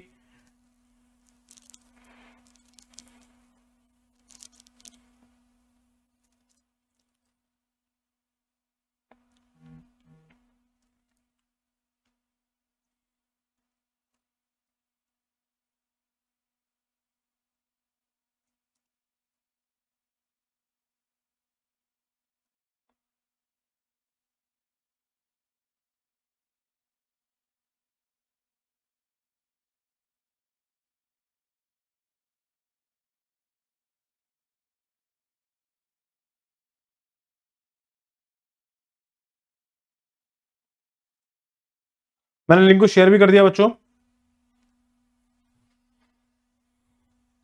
ठीक है। आइए अब इसकी बात करते हैं। तो जैसा आपको पता है कि करंट यहां पर लीड करेगी, आप सभी को पता है, तो यहां पर लीडिंग की बात हो जाएगी, और करंट और इसके बीच का फेज एंगल हमेशा पाई बाई 2 रहेगा, लीडिंग रहेगा। और यहां पर इस 1 अपॉन ओमेगा सी को यहां पर हम इसको कैपेसिटिव रिएक्टेंस का नाम भी दे सकते हैं, इसको हम नाम दे सकते हैं कैपेसिटिव रिएक्टेंस का, इसकी हम वैल्यू बोलते हैं एक्सी, जैसा कि आप यहां पर देख सकते हैं। This is 1 upon omega C. अगर हम इसकी बात करेंगे तो it is simply defined as capacitive reactance, इसकी वैल्यू कितनी हो गई 1 अपॉन ओमेगा सी के बराबर हो गई, and it is inversely proportional to frequency, it is inversely proportional to frequency, ये फ्रीक्वेंसी के करस्पॉन्डिंग इनवर्सली प्रोपोर्शनल होता है। डीसी करंट में एक्सी की वैल्यू जो होती है वो इंफिनिटी की तरफ चली जाती है, इसलिए कि जैसे ही डीसी करंट उसमें जाता है इमीडिएटली चार्ज होके फिर वो कोई भी करंट को अपने थ्रू पास होने नहीं देता है। मतलब कैपेसिटर ऑफर करता है एक इनफाइनाइट रेजिस्टेंस को for the DC current. DC current के केस में एक कैपेसिटर जो होता है वो इनफाइनाइट रेजिस्टेंस को शो करता है, डिफाइन करता है, और वो अपने से खुद चार्ज होके फिर कोई डीसी करंट को पास होने नहीं देगा। ये सारी बातचीत आप समझ सकते हैं, इसका बहुत ज्यादा रोल रहेगा बच्चों, इसको बिल्कुल दिमाग में अच्छे से रखिएगा, दिस इज वेरी यूजफुल। आते हैं नेक्स्ट पॉइंट के ऊपर। इंडिविजुअल कंपोनेंट्स की अगर मैं बात करूं फॉर आर और एल और सी की बात की जाए तो मैं यहां पर बहुत सिंपल सी बातें समझ सकते हैं, और एक एक करके सारी बातों को समझिएगा, क्योंकि ये चीजें थोड़ी सी इंपॉर्टेंट हैं और एक एक करके सारी बातें एक जगह पर है। यहां पर वोल्टेज अगर V बराबर V not sine omega T है तो I बराबर I not sine omega T होगा। यहां पर voltage V not sine omega T है तो करंट पीछे की तरफ चलेगी I not sine omega t minus pi by 2। Similarly अगर मैं यहां पर बात करता हूं, यहां पर करंट ये है तो I पहले चलेगी प्लस ओमेगा टी की बात करेंगे, प्लस पाई बाई 2। यहां पर पीक करंट होगी V नॉट बाई आर, यहां पर पीक करंट होगी V not by omega L, यहां पर पीक करंट होगी V not upon 1 upon omega C या V not into omega C, यहां पर ये पीक करंट हो जाएगी। इसके लिए यहां पर हम डिफाइन करते हैं इंपीडेंस, मतलब कितना उसका रेजिस्टेंस है। इस पूरे के पूरे टर्म को हम इंपीडेंस के नाम से भी डिफाइन कर देते हैं, जिसको हम लोग बोलते हैं इंडक्टिव रिएक्टेंस, इसको हमने बोला कैपेसिटिव रिएक्टेंस, और इसको हम बोलते हैं रेजिस्टेंस। इनका एक होलिस्टिक टर्म जो होता है उसको हम बोलते हैं इंपीडेंस ऑफ द सर्किट, मतलब complete resistance of the circuit जिसकी हम बात करते हैं। अभी हम इसको भी आपको समझाएंगे, राइट। लेकिन यहां पर क्या होगा, यहां पर आपका इंपीडेंस होगा रेजिस्टेंस R, यहां पर होगा एक्सएल जिसको हम बोलते हैं ओमेगा एल। ये फ्रीक्वेंसी के डायरेक्टली प्रोपोर्शनल है, फ्रीक्वेंसी बढ़ेगी तो ये भी बढ़ेगा, फ्रीक्वेंसी कम होगी तो ये भी कम होगा। लोअर फ्रीक्वेंसी पर जो इंडक्टर ऑफर करेगा रेजिस्टेंस वो कम होगा, हायर फ्रीक्वेंसी पर जो इंडक्टर ऑफर करेगा रेजिस्टेंस वो ज्यादा होगा, राइट। सिमिलरली यहां पर बात करेंगे तो कैपेसिटर का सीन बिल्कुल उल्टा होता है, कैपेसिटर फ्रीक्वेंसी के जस्ट अपोजिट होता है। हायर फ्रीक्वेंसी पर कैपेसिटर का रेजिस्टेंस कमजोर होता है और लोअर फ्रीक्वेंसी पर इसका हाई होता है। इसको इंडक्टिव रिएक्टेंस को कैपेसिटिव रिएक्टेंस नाम दिया जाता है। फेज डिफरेंस 0, इसका +π/2, ये लीड करेगा, ये लैग करेगा। ईएमएफ यहां पर क्या है, ईएमएफ लैग करेगा, याद रखिएगा, V lags I, V lead I, ठीक है, ईएमएफ की बात कर रहे हैं। फेजर डायग्राम की बात करेंगे, वी और आई एक साथ चलेंगे, यहां पर वी लीडिंग होगा तो π/2 ऊपर होगा, ये यहां पर वी लैगिंग होगा तो π/2 नीचे होगा, अगर करंट को हम एक्स एक्सिस पे लेते हैं तो। Variation of Z with F, अगर फ्रीक्वेंसी बढ़ाएंगे तो ऑब्वियस सी बात है रेजिस्टेंस तो यहां कांस्टेंट रहेगा, यहां रेजिस्टेंस बढ़ता जाएगा, यूनिफॉर्मली सीधे इंक्रीज करेगा, यहां पर जो रेजिस्टेंस है वो इनवर्सली प्रोपोर्शनल है तो डिक्रीज होता जा रहा होगा। जैसे जैसे आपकी फ्रीक्वेंसी कम होती जाएगी वैसे वैसे आपकी जो कैपेसिटर का फ्रीक्वेंसी और कैपेसिटर की वैल्यू है वो डिक्रीज होती चली जा रही होगी। इस बात का आप सभी को ध्यान रखना है, ठीक है। कम होगी तो बढ़ेगी, सॉरी, कम होगी तो इंक्रीज होती जा रही होगी, डिक्रीज होगा तो बढ़ेगा, ठीक है। ये बेसिक से सर्किट है, 1/R का सर्किट, इसके अलावा कुछ खास बड़ी बातें नहीं है। कोई दिक्कत वाली बात, कोई परेशानी वाली बात? अब आते हैं इसके आगे वाले पॉइंट्स पर। कुछ गोल्डन की पॉइंट्स है जो आपको ध्यान रखने हैं। Phase difference between capacitive and inductive reactance is pi. Inductive और कैपेसिटर के बीच का जो होगा वो कितना होगा? आप बोलेंगे सर अगर V को मैं यहां पर ले लूं तो आपको पता है कि करंट जो कैपेसिटर में होगी वो लीड करेगी और जो इंडक्टर में होगी वो लैग करेगी। तो इनके बीच का जो क्या बोलेंगे रिएक्टेंस होता है, इसके बीच का एक्सल, इनके बीच का एंगल कितना हो जाएगा? आप बोलेंगे pi, that is equal to 180 degree. Inductor called low pass filter because it allow to pass low frequency signal. Capacitor called high pass filter because it allow to pass high frequency signals. ये दोनों ही, एक को लो पास की तरह use किया जाता है, एक को हाई पास फिल्टर की तरह भी उपयोग किया जाता है। इस बात को आप सभी लोग दिमाग में रखेंगे, याद रखेंगे। ये इंपॉर्टेंट चीजें हैं जो दिमाग में रखनी है, फैक्चुअल बातें हैं जो पूछी जा सकती हैं, ये फैक्ट्स हैं। देखो फैक्ट्स पर खेला जाता है, ये बहुत बार होता है।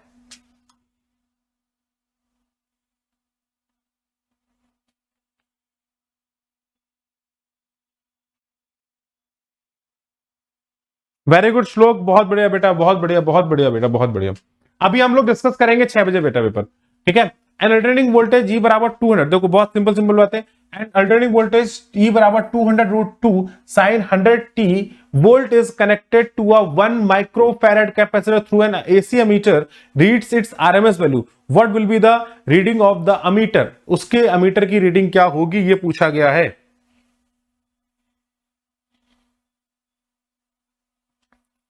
देखो कैसे करेंगे, मैं जल्दी जल्दी इन सबकी बातें कर लेता हूं बेटा। इसके साथ जो लिखा होता है फैक्टर, ये क्या होता है? ओमेगा, इसी को तो ओमेगा बोलते हैं। तो ओमेगा कितना हो गया? आपने बोला 100। अगर ओमेगा 100 हो गया तो फ्रीक्वेंसी बराबर क्या होता है? आप बोलते हैं ओमेगा बराबर होता है 2πf। तो अगर मैं यहां से लिखता हूं तो फ्रीक्वेंसी बराबर हो जाएगा ओमेगा अपॉन 2π, तो 100 upon 2π that is simple equal to 50 upon π। तो ये तो हो गई अपनी फ्रीक्वेंसी, राइट। अब आपसे बोला गया कि अगर मैं यहां पर बात करूं तो करंट अल्टरनेटिंग वोल्टेज जो है वो किस तरीके से काम करेगा, तो आप बोल सकते हैं that I is equal to कितना हो जाएगा? आप बोलेंगे E नॉट अपॉन, इसके साथ जुड़ा है, कैपेसिटर के साथ जुड़ा है। प्यारे बच्चों ध्यान से देखो, किसके साथ जुड़ा है? कैपेसिटर के साथ जुड़ा है। तो E not upon omega C कितना हो जाएगा? AC जो होगा, पहले हम पीक वैल्यू निकाल लेते हैं। आपने कहा I बराबर हो जाएगा E नॉट अपॉन XC, और XC की वैल्यू क्या लिखा जा सकता है? 1 अपॉन ओमेगा C। क्या लिख सकते हैं बेटा? 1 अपॉन ओमेगा C। तो आप यहां से XC की वैल्यू में यहां पर लिख देता हूं 1 अपॉन ओमेगा, ओमेगा हो गया 100। अगर आप फ्रीक्वेंसी टर्म्स में लिखना चाहे तो फ्रीक्वेंसी को भी डिफाइन कर सकते हैं, नहीं लिखना चाहे तो एक लाइन का आंसर यहां पर हो जाएगा 1 × 10⁻⁻6। तो ये ऊपर चला जाएगा तो XC इज इक्वल टू 10⁴। तो ये तो हो गया XC की वैल्यू। अब यहां पर अगर आप वैल्यू डालेंगे I नॉट की, तो I नॉट की वैल्यू कितनी हो गई? आपने बोला 200√2 अपॉन 10⁴। 10⁴ मतलब 10,000। 10,000 का मतलब क्या हो गया? आपने कहा 3 जीरो और लगाओ इसमें, तो यहां पर 2 जीरो से 2 जीरो तो कैंसिल हो गए, और 100 में यहां 50 हो जाएगा। तो √2 upon 50 ampere, this is the current जो I नॉट आ गई for the first. I not की वैल्यू कितनी हो गई? √2 अपॉन 50। यही हो गई कि नहीं हो गई? अब आपसे बोला कि ये पीक वैल्यू होगी तो IRMS कितना हो जाएगा? आप बोलेंगे IRMS होता है I not upon √2, so it will be equal to 1 upon 50 ampere, and this is the correct answer. कोई दिक्कत वाली बात, कोई परेशानी वाली बात? बहुत बढ़िया बच्चों, बहुत बढ़िया, बहुत बढ़िया, बहुत बढ़िया, बहुत बढ़िया, बहुत बढ़िया, बहुत बढ़िया। इसी के साथ आप सेकंड, थर्ड, फोर्थ जल्दी से अटेम्प्ट करो फटाफट। सेकंड, थर्ड, फोर्थ जल्दी से अटेम्प्ट करिए।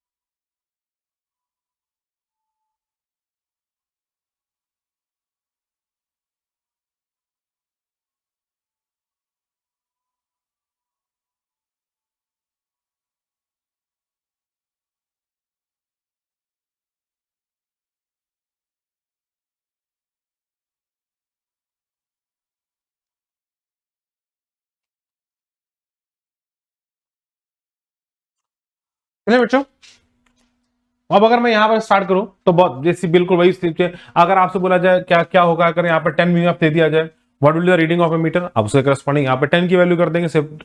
यहाँ पर आपको रिएक्टेंस अगर सी बराबर 200 mmf दिया गया है और 10 हर्ट्ज का एसी सोर्स दे दिया गया, यहाँ पर आपको इक्वेशन नहीं दी गई, यहाँ पर फ्रीक्वेंसी के टर्म्स में दे दिया गया है, तो आप यहाँ से फ्रीक्वेंसी के टर्म्स में निकाल सकते हैं। तो these are the very easy question, hopefully आप लोगों ने कर लिए होंगे। आते हैं नेक्स्ट पॉइंट के ऊपर और छोटा सी बात कर लेते हैं। What is the inductive reactance of the coil if current through is 20 milli ampere and voltage across is 100 volt. अगर उसके अक्रॉस वोल्टेज आपको दे दिया गया है, बहुत सिंपल सा, बिल्कुल सिंपल, इंडक्टिव रिएक्टेंस किसकी वैल्यू पूछी गई है, आपसे बोला सर एक्सेल पूछा गया है, करंट कितना है, आपने कहा 20 मिली एम्पियर, वोल्टेज कितना है 100, तो आपने कहा 100 अपॉन 20 मिली एम्पियर मतलब हो गया 10 की और -3, दैट गोज टू, आप यहां पर बोल सकते हैं ये ऊपर चला जाएगा 100, तो 20 पंचे 100, तो 5 इंटू 10 की पावर 3, या इसको बोल सकते हैं 5000 ohm. This is called as XL. These are the very simplistic answers बच्चे, जो आप बहुत आराम से दे सकते हैं इन सभी क्वेश्चंस के। कहीं पर भी कोई दिक्कत, कोई परेशानी, कोई शंका, कोई आशंका हो तो पूछ सकते हो।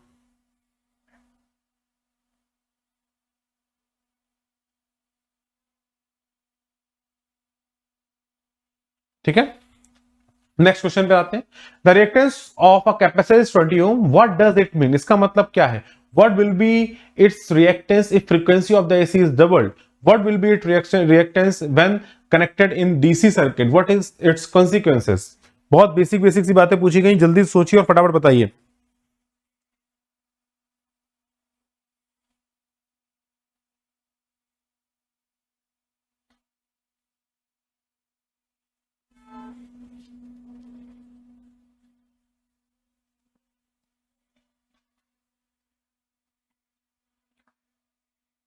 चलिए मैं बताना स्टार्ट करता हूं। 20 ओम क्या हो गया, 20 ओम सिंपली डिफाइंस कि कितना रेजिस्टेंस ये ऑफर कर रहा है, मतलब अगर किसी भी एसी को इसके अक्रॉस जोड़ दिया जाएगा तो इससे कितना रेजिस्टेंस ऑफर होगा, कितना करंट पीक वैल्यू ये फेंकने देगा, that is E not upon XC. तो इट इज सिंपली डिफाइंड कि भैया ये एक्सी की वैल्यू 20 है और एक्सी की वैल्यू होती किसके बराबर है, आपको पता है XC is equal to 1 upon omega C. Omega C की वैल्यू आप लिख सकते हैं 1 upon 2 pi F into C, this is called as XC. अगर आपने फ्रीक्वेंसी को 2f कर दिया तो आपकी एक्सी जो हो जाएगी वो 1/2 हो जाएगी, मतलब 10 ओम हो जाएगी। आपने कहा बिल्कुल ठीक। अगर इसको डीसी के साथ यूज कर दिया, मतलब डीसी का मतलब क्या होता है, आप बोलेंगे फ्रीक्वेंसी का जीरो होना, फ्रीक्वेंसी का जीरो होना जैसा भी बताया था, एक्सी इनफाइनाइट हो जाएगा, मतलब ये अपने थ्रू करंट को फ्लो करने नहीं देगा। इट ऑफर्स इनफाइनाइट रेजिस्टेंस और it does not allow to flow the current. मतलब यहां पर हम डीसी में अगर हम बात करेंगे तो कैपेसिटर का एक चार्जिंग के बाद फिर वो करंट को फ्लो होने नहीं देता है। इस बात को हम सभी लोगों को पता भी है, right. It behave like a open circuit. Next question, a capacitor of 50 पिकोफैरड। ये छोटी छोटी टर्म्स हैं कि पिको का मतलब क्या होता है। अब ये अगर दिमाग में क्या होता है, कई बार नहीं पता होता कि हम पिको फैरड क्या लिख रहे हैं, और इन्हीं टर्म्स को मैं एक बार समझा रहा हूं कि मैंने कई बार आपसे बोला भी था कि आप लोग सभी लोग क्या करोगे, आप सभी मेरे प्यारे बच्चे एक बार प्रीफिक्स सफिक्स इन सबको देख के जाइएगा, क्योंकि कई बार ऐसे कंफ्यूजन आता है, सर पिको फैरड क्या होता है, 10 की पावर -9 -12 -15 क्या था, भूल गए, अरे यार दिक्कत हो गई ना फिर। तो अगर ये नहीं होना चाहिए, राइट, तो इसका ध्यान रखेंगे। 10 पिको फैरड का मतलब कितना हो जाता है, मैं भी भूल गया, क्या कितना होता है, 10 का -12 ही होता है शायद, है ना। तो 50 इंटू 10 की पावर -12, ये तो इसका कैपेसिटेंस हो गया C बराबर। अब आपसे पूछा एसी सोर्स की फ्रीक्वेंसी है 1 किलोहर्ट्ज, तो इसका रिएक्टेंस कितना हो जाएगा, आप बोलेंगे XC is equal to 1 upon omega C, तो 1 अपॉन इंटू 2 पाई 1 किलोहर्ट्ज मतलब 10 की पावर 3 इंटू 50 इंटू 10 की पावर -12, आंसर आ गया। कोई दिक्कत वाली बात, कोई परेशानी वाली बात, जल्दी से देखिए आगे बढ़िए, जल्दी से देखिए आगे बढ़िए, बेसिक बातों को समझते हुए आगे बढ़ेंगे। नेक्स्ट पर आएंगे, in given circuit applied voltage B is equal to 50√2 100 pi t volt and ammeter reading is 2 ampere, then calculate the value of L। अगर आपसे बोला गया है कि इसमें अगर हम V बराबर इतना अप्लाई करते हैं वोल्ट और अमीटर की रीडिंग अगर 2 एम्पियर है, तो calculate the value of L, L की वैल्यू क्या होगी ये आप मुझे बता दीजिए, जल्दी से करिए, छोटा सा।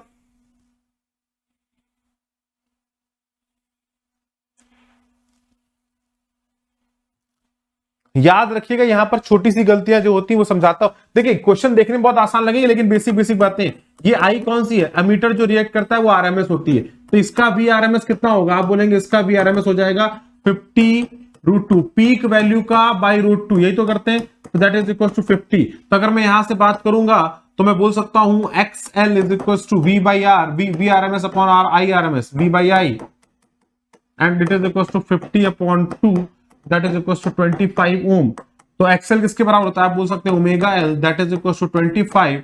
तो ओमेगा की वैल्यू कितनी होगी बच्चों, फ्रीक्वेंसी टर्म्स में दिया गया 100, तो 100 into L is equal to 25। तो from here I can send L is equal to 1/4 henry. देख लीजिए बच्चों, कुछ गलती तो नहीं करी है। ओमेगा 100 पाई है, ध्यान रखिए 100 पाई, सॉरी 100 पाई, माई मिस्टेक 100 पाई है, तो 1/4 पाई आएगा। ये 100 पाई है बेटा, ओमेगा टी होता है ना, टी के साथ का कोफिशिएंट 100 पाई। ठीक है, नेक्स्ट पर आते हैं।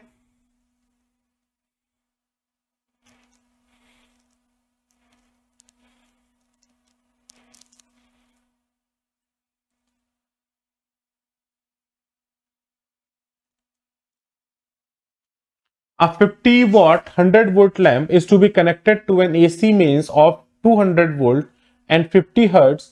What capacitance is essential to be put in series with lamp?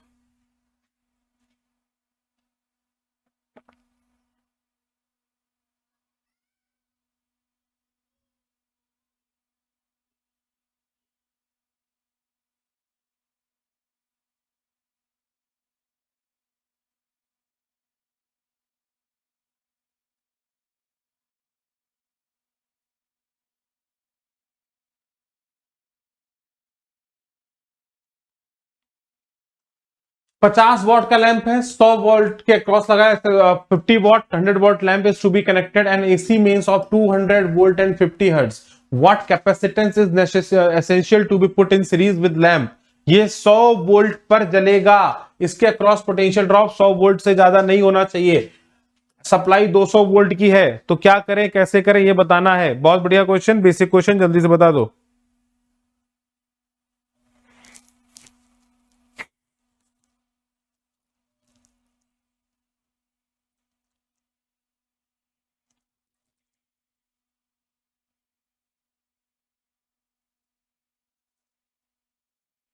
तो इसको हम बात करते हैं अब कंबाइन सर्किट की।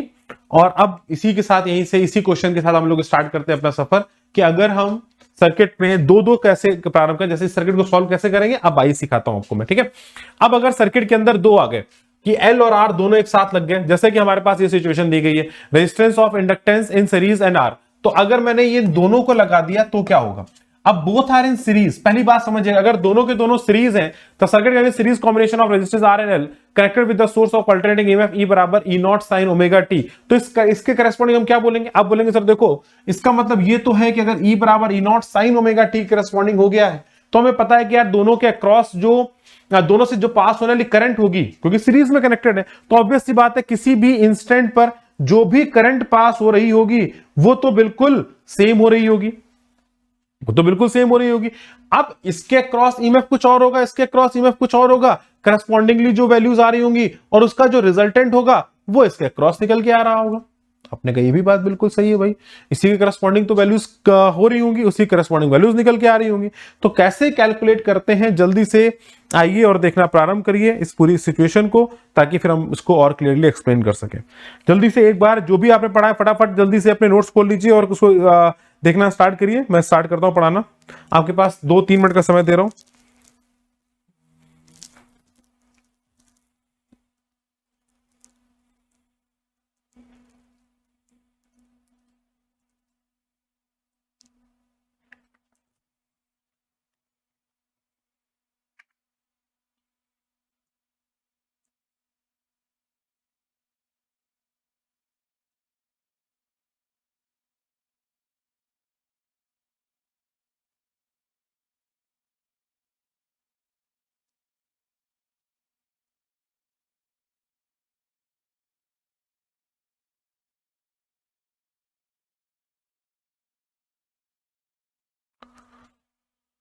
चलिए स्टार्ट करते हैं।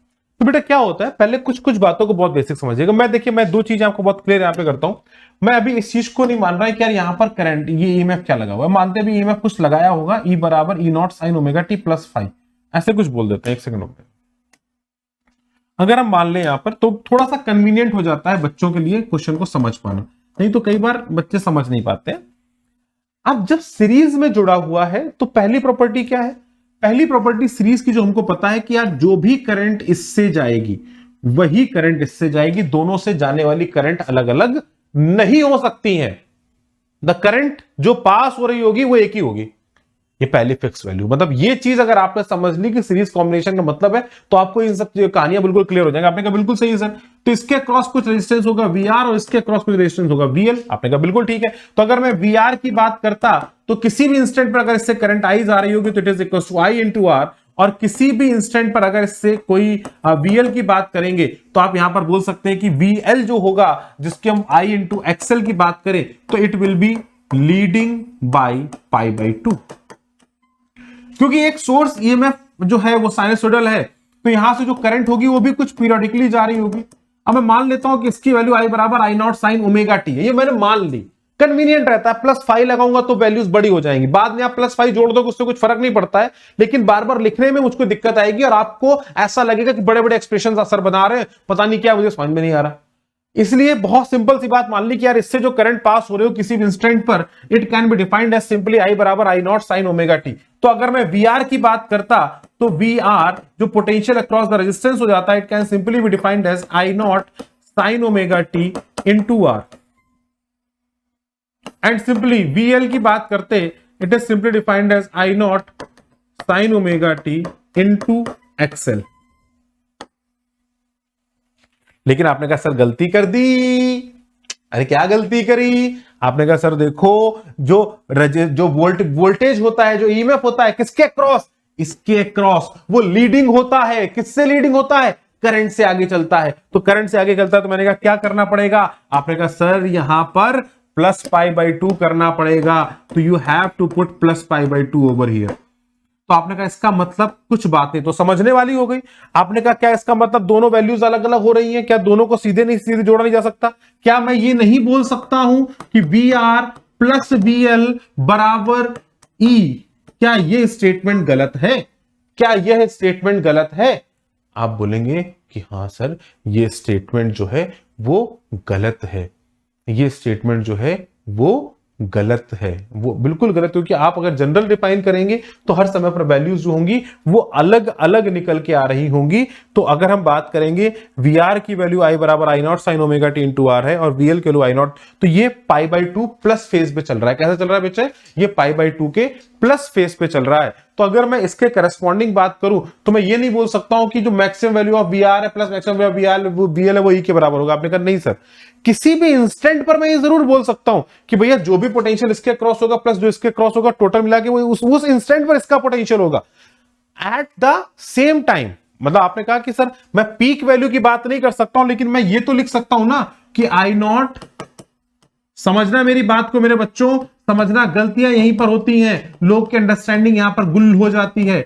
I not sine omega T plus π/2 into XL, it must be equal to E not sine omega T plus 5, जो भी इसका होगा, 5 वो मुझे नहीं पता अभी, लेकिन मैं ये इंस्टेंट पर लिख सकता हूं, ये बात बिल्कुल सही है। लेकिन इन दोनों की पीक वैल्यू बराबर होंगी, ये कहना गलत हो जाएगा।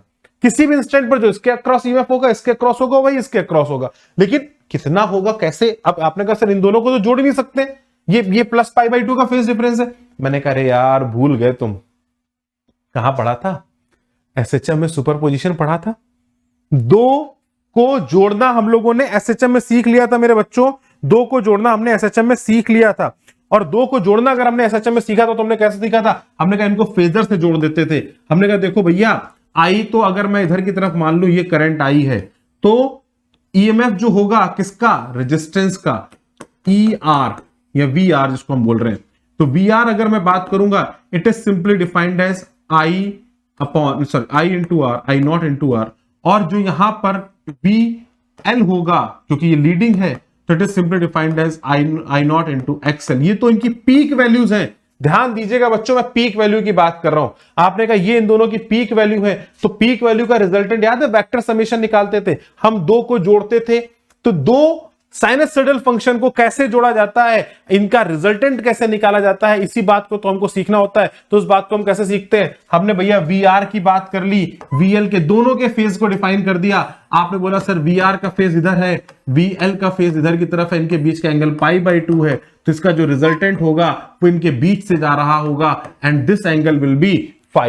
तो अगर मैं यहां पर बात करूंगा तो इनका जो रिजल्टेंट हो जाएगा, जो रिजल्टेंट ई नेट बनेगा यहां पर, दैट इज डिफाइंड एज, उसको अगर मैं लिखूंगा तो मैं बोल सकता हूं कि ई नेट का जो पीक हो जाएगा, पीक वैल्यू जो हो जाएगी, that is simply equal to under root of V L का whole square plus V R का whole square, and that simply defined as I XL का whole square plus I square R का whole square का under root. तो आप यहां से अगर आप देखेंगे तो आप यहां से बोल सकते हैं दैट आई पीक, जो पीक वैल्यू होगी आई की, that is simply E peak upon under root of XL का होल स्क्वायर प्लस आर का होल स्क्वायर। तो अब अगर ये दोनों एक साथ जुड़े हुए हैं तो इस यहां पर जो मेन फैक्टर आता है सर्किट का, जो मेन ऑफर्ड रेजिस्टेंस होता है, इसी को हम नाम देते हैं बच्चों इंपीडेंस का। क्या नाम देते हैं, इंपीडेंस का नाम देते हैं। और इंपीडेंस की अगर मैं बात करूं तो यहां पर इंपीडेंस की वैल्यू जो Z हो जाती है, that is defined as under root of XL का होल स्क्वायर प्लस R का होल स्क्वायर। जो ईएमएफ होगा वो कितना होगा, किसी भी इंस्टेंट पर अगर ईएमएफ की बात करेंगे तो आप बोल सकते हैं यहां पर हम tan पाई की वैल्यू भी निकाल सकते हैं, and that tan pi is equal to, आपने बोला ये VL है तो VL upon VR, it is equal to I into XL upon I into R, I से I कैंसिल हो गया, it is simply equal to XL by R। तो this is called as tan phi, this is the tan phi। तो ये अगर current I not sine omega t function पे चलेगी तो ये E not sine omega T plus phi function पे चलेगा EMF।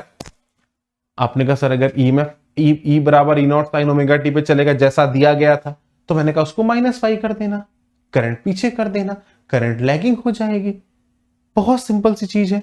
मैं सीरीज में करंट को प्रायोरिटी पे रखता हूं, क्यों रखता हूं, क्योंकि सभी से जाने वाली करंट सेम होती है। तो मैंने कह दिया current I not sine omega T है तो EMF लीडिंग है। तो अगर आप करंट के साथ फेजर बनाने की कोशिश करेंगे, तो अगर आप करंट के साथ फेजर बनाने की कोशिश करेंगे तो जैसा आपको दिखाई पड़ेगा यहां पे, मैं यहां पर एक और ब्लैंक पे थोड़ा सा और समझा देता हूं ताकि आपकी जो भी कंफ्यूजन है वो क्लियर हो जाए। तो आपने कहा देखो सर अगर इस सर्किट के अंदर ये रेजिस्टेंस है और ये इंडक्टेंस है, अगर इसके अंदर करंट की वैल्यू को मैं I बराबर I not sine omega T बोल दूं ये, तो यहां पर ये जो EMF हो जाएगा that will be equal to E बराबर E naught into sine of omega T plus five, where E naught क्या हो जाएगा बच्चे, आपको पता है E नॉट की वैल्यू जो हो जाएगी वो I not into under root के अंदर XL का होल स्क्वायर प्लस R का होल स्क्वायर, ये हो जाएगी। और यहां पर फाई की जो वैल्यू हो जाएगी तो आप यहां पर लिख सकते हैं then tan phi is equal to XL by R। आपके मन में क्वेश्चन एक और उठा, आपने कहा सर हमको आपने ऐसे तो बता दिया लेकिन बाई चांस हमसे ऐसे पूछा नहीं गया, हमसे ऐसे पूछ लिया गया ये रेजिस्टेंस है, ये इंडक्टेंस है और यहां पर करंट लगा है, ये लगा है E not sine omega T. अब क्या करेंगे, अब हम करंट, मैंने कहा करंट को, अब आपको पता है कि करंट अब आपने एक तरफ से निकाल लिया तो दूसरी तरफ निकालना बहुत आसान है। आपने बोला E बराबर E नॉट है, तो मतलब यहां पर अगर मैं I को बेसिक फंक्शन मान लूं कि मतलब फाई बराबर 0 पर मान लूं I not sine omega T, तो करंट EMF कहां पर आया, आपने कहा EMF थोड़ा सा लीडिंग आया by angle phi, and E की वैल्यू जो आ गई वो E not sine omega T plus phi आ गई, मतलब ये लीडिंग हो गया। तो अगर मैं E नॉट को यहां लिख दूंगा E not sine omega T, तो करंट लैगिंग हो जाएगा, तो करंट थोड़ा पीछे आ जाएगा, करंट पीछे की तरफ आ जाएगा क्योंकि आपका करंट लैगिंग हो गया है, सिंपल। तो अगर EMF यहां पर होगा तो करंट थोड़ा नीचे की तरफ हो जाएगा, अगर करंट को यहां ले लोगे तो EMF ऊपर की तरफ हो जाएगा। दोनों में ही वैल्यूज में कोई फर्क नहीं पड़ता, बस रोटेशन है, आप इसको इधर घुमा के ले आओगे तो ये इसको थोड़ा सा 90 डिग्री से रोटेट कर जाएगा। That is totally the important point, ये आप सभी लोग बच्चों समझ सकते हो। नेक्स्ट पॉइंट पर आता हूं मेरे प्यारे प्यारे बच्चों, नेक्स्ट पॉइंट पर आ रहा हूं, इस बात को समझो तो रिजल्टेंट जो होगा वो हमेशा डिफाइन किया जाएगा R square plus XL square. इसी को हम लोग बोलते हैं इंपीडेंस, इसी को हम लोग नाम देते हैं बच्चों इंपीडेंस का। और tan फाई जो एंगल है that is simply defined as omega L upon R. ठीक है, कोई दिक्कत वाली बात, कोई परेशानी वाली बात? आ जाइए नेक्स्ट पे। अगर रेजिस्टेंस के साथ कैपेसिटर लगा दिया जाए तो कैपेसिटर कैसा हो गया? अब अपन को कुछ नहीं समझना, आपने कहा सर रेजिस्टेंस लगा हुआ है, देखो एक एक लाइन में होगा काम। अब सिंगल लाइन सॉल्यूशंस देखने हैं, थ्योरी की बात करेंगे। सिंगल लाइन मैंने देखो भैया करंट अगर चल रही है साइन ओमेगा टी, मतलब दोनों पे तो सेम करंट होगी। आपने कहा VC कितना होगा? आप बोल सकते हैं सर VC की बात करेंगे तो यहां पर हो जाएगा I not into XC into sine of omega T. यहां पर जो पोटेंशियल होता है, पोटेंशियल डिफरेंस होता है, वो बाद में आता है करंट के बाद। करंट पहले चार्ज करेगा फिर पोटेंशियल आएगा, तो करंट को पहले चार्ज तो करने दो, तो मतलब यहां पर -π/2 होगा, मतलब इसके अक्रॉस पोटेंशियल लैगिंग होगा, लैग कर रहा होगा, पीछे की तरफ होगा। करंट लीड कर रहा होगा, आगे की तरफ होगा, π/2 एंगल से आगे होगा। और यहां पर अगर मैं बात करूं तो VR की वैल्यू हो जाएगी I इंटू आर। VR कितना हो गया बच्चों मेरे? I इंटू आर, या इसको मैं सिंपल लिख सकता हूं, सेम फेज में रहेगा, तो it is equal to I not sine omega t into R. ठीक है, आपने कहा बिल्कुल ठीक है। तो अब अगर मैं बात करूं तो यहां पर E बराबर E not sine omega T, मतलब इसका एंगल क्या होगा? कैसे देखें? मैंने कहा देख, अगर I को अगर मैंने ओमेगा टी पर ले लिया है तो जो इसका BC होगा वो इससे π/2 नीचे होगा, और VR जो होगा वो इधर की तरफ होगा। VR बराबर हो गया I not into R into sine omega T, और VC बराबर आपने देख लिया I into omega C XC into sine of omega t minus π/2। तो आपको पता है कि इनका जो रिजल्टेंट हो जाएगा वो कुछ इधर आ जाएगा, तो आप बोलेंगे ई नेट जो हो जाएगा, अगेन स्क्वायर तो इन्हीं का होने वाला है। आपने कहा यस इन्हीं का स्क्वायर होगा, तो इसके जो पीक वैल्यूज होंगी, ई नेट की जो पीक वैल्यू है, ध्यान रखिएगा हमेशा पीक वैल्यू का स्क्वायर होता है। पीक वैल्यू को जोड़ा जाता है, एम्पलीट्यूड को जोड़ा जाता है। जब भी सुपरपोजिशन करते थे तो एम्पलीट्यूड वाज एडेड, एम्पलीट्यूड को हमेशा ऐड किया जाता था। तो आप बोल सकते हैं इसकी जो पीक वैल्यू हो जाएगी that is simply equal to I not into R का whole square plus I not into XC का होल स्क्वायर। तो यहां से अगर आप डिफाइन करेंगे तो करंट आई नॉट की वैल्यू हो जाएगी ई नॉट जो इसका पीक वैल्यू है upon under root of R का होल स्क्वायर प्लस एक्सी का होल स्क्वायर। ये फॉर्मूले आपके दिमाग में होने चाहिए। This is called as the impedance of this circuit. और यहां पर करंट जो होगी वो लीड कर रही होगी ईएमएफ से, फाई एंगल नीचे होगा। और यहां पर tan फाई की अगर मैं बात करूंगा तो tan फाई कितना हो गया? आप बोल सकते हैं tan फाई हो गया VC upon VR that is equal to XC upon XR and that is upon R that is equal to 1 upon omega C into R। तो यहां से tan फाई की जो वैल्यू आती है that is 1 upon omega C into R के बराबर आ जाती है। And this is one of the very basic question.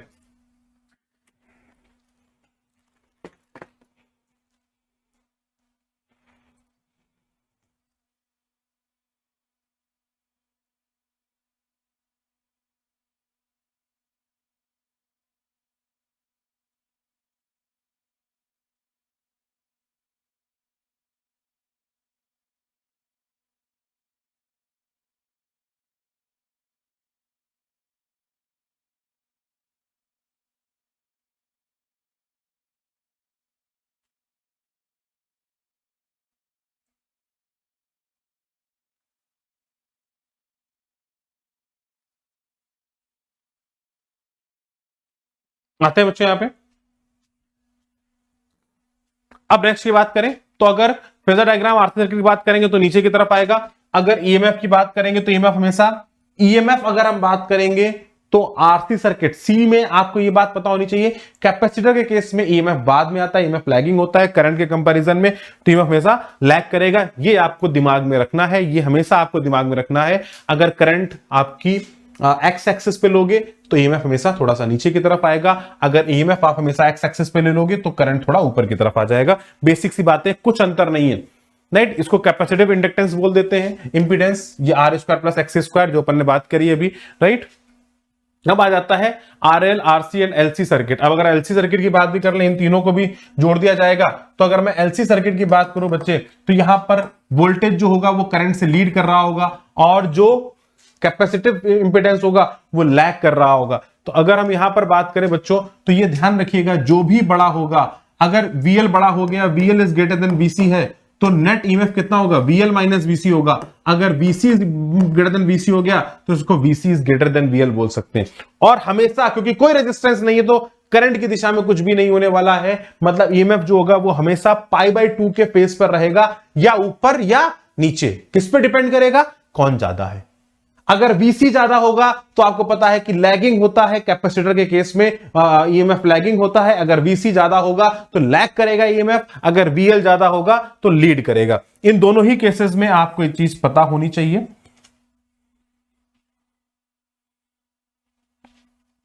दिखाई पड़ता है आपको।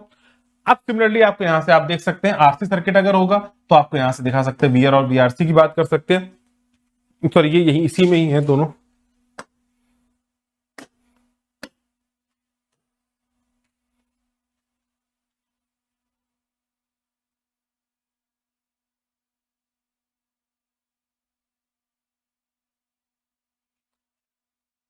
ये यहां से इसके साथ ही है बेटा, ठीक है।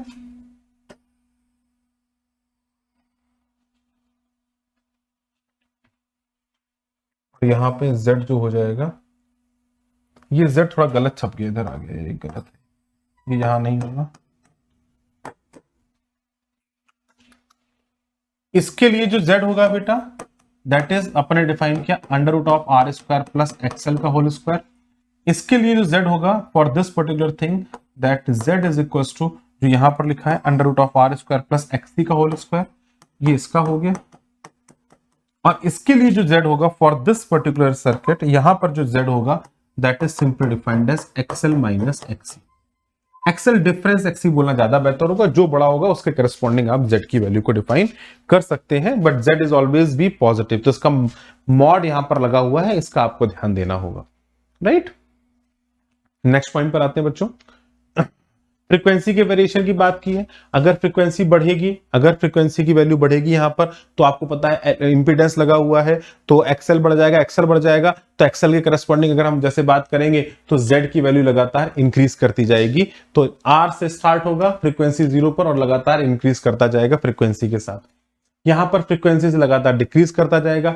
ये आपका आरएल सर्किट है, ये आपका आरसी सर्किट है, और ये जो आपका है वो एलसी सर्किट है। यहां पर अगर फ्रीक्वेंसी कम ज्यादा करेंगे तो आपको पता है एक ऐसा इंस्टेंट भी आ सकता है जहां पर एक्सएल और एक्सी आपस में बराबर होंगे, वहां पर जो नेट इंपीडेंस होगा ऑफ द सर्किट वो 0 हो जाएगा, मतलब omega L is equal to 1 upon omega C आ जाता है। इसको हम बोलते हैं ओमेगा स्क्वायर बराबर 1 upon under root of L C, sorry omega equal to 1 upon root of L C, and this is called as the frequency, right. इसको हम बोलते हैं, ये फ्रीक्वेंसी पर एक्सएल और एक्सी आपस में बराबर हो जाते हैं, इसी को हम आगे रेजोनेटिंग फ्रीक्वेंसी का नाम भी देंगे जब तीनों के तीनों सर्किट पे लग रहे होंगे।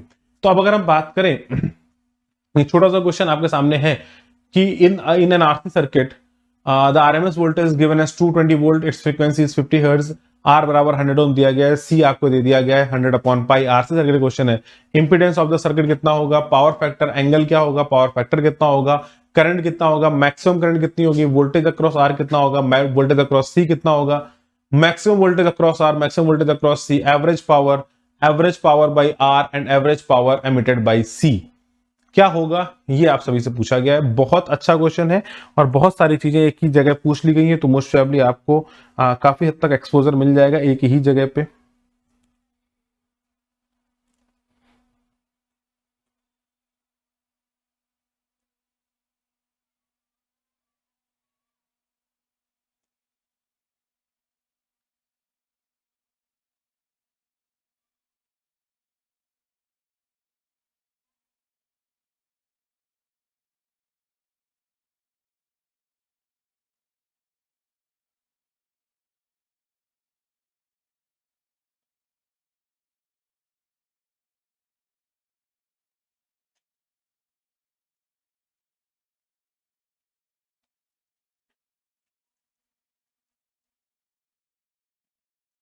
अभी हम लोग पावर फैक्टर, अभी इस क्वेश्चन को हम लोग करेंगे बच्चे, अभी लास्ट में पावर फैक्टर पढ़ेंगे भी, मैंने पढ़ाया नहीं है आपको शायद, अभी लास्ट में पढ़ेंगे, लेकिन बाकी आप सभी कर सकते हैं, अभी करिएगा होमवर्क में ये, ठीक है। बाकी अभी क्वेश्चंस बहुत सारे, लेकिन क्योंकि समय थोड़ा सा कम है, मुझे अभी IOQ का सॉल्यूशन बनाना है, तो मैं पहले पूरा थ्योरी एक बार कंप्लीट कर लेता हूं, फिर वापस आके आप सभी क्वेश्चंस की प्रैक्टिस करा दूंगा इन कमिंग सेशंस। ठीक है, जल्दी से आ जाओ। Inductance, capacitance, resistance in the series, अगर तीनों चीजें सीरीज में डाल दी जाएंगी तो क्या हो गया? आपने कहा देखो सर बहुत सिंपल, तीनों सीरीज में है, आई को इधर ले लो, I not sine omega T. क्या क्या हो गया? आपने कहा देखो सर इसमें लीड करा दो, करंट में लीड लैग हो गया, इसमें सीधे चला दो। आपने कहा लो भैया हो गया, आंसर आ गया।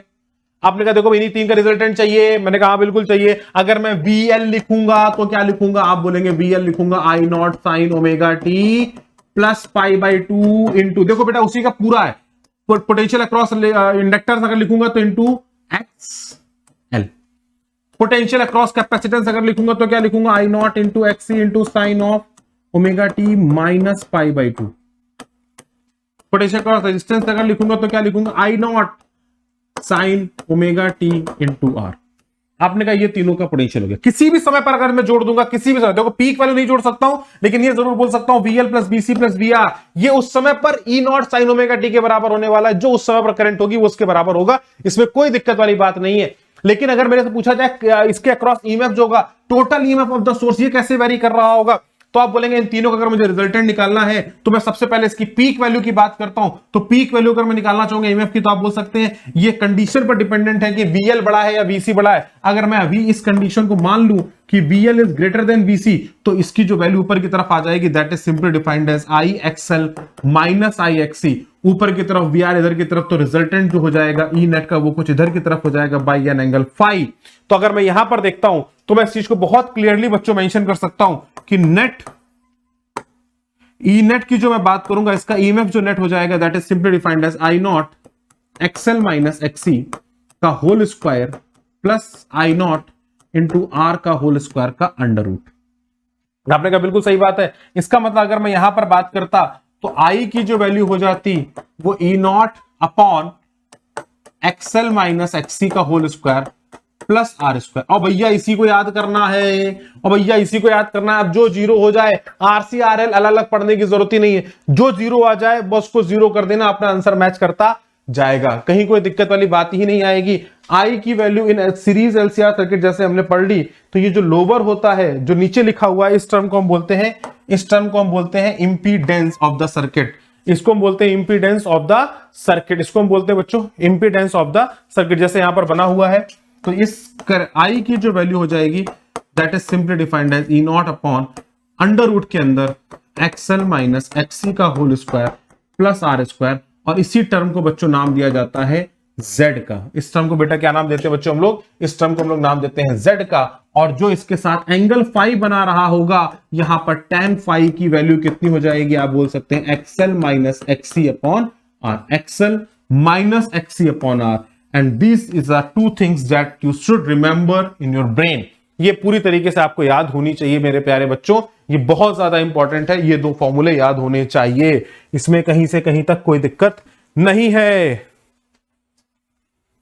नेक्स्ट पॉइंट की बात करते हैं। जैसा कि आपके सामने पूरा प्रूफ वगैरह जो भी है सब कुछ हम लोगों ने किया है, तो आप यहां पर देख सकते हैं। अगर आपको एक एक चीज पढ़नी है, जल्दी स्क्रीनशॉट ले लो, फटाफट आप एक एक चीज को अपने पास नोट्स के फॉर्मेट में लिख सकते हैं, नोट्स के फॉर्मेट, क्योंकि ये रिवीजन टूर है, साकार बैच है, रिवीजन टूर है, तो इसलिए थोड़ा तेज पढ़ा रहा हूं, थोड़ा सा तेज है इसलिए क्योंकि रिवीजन टूर है, राइट।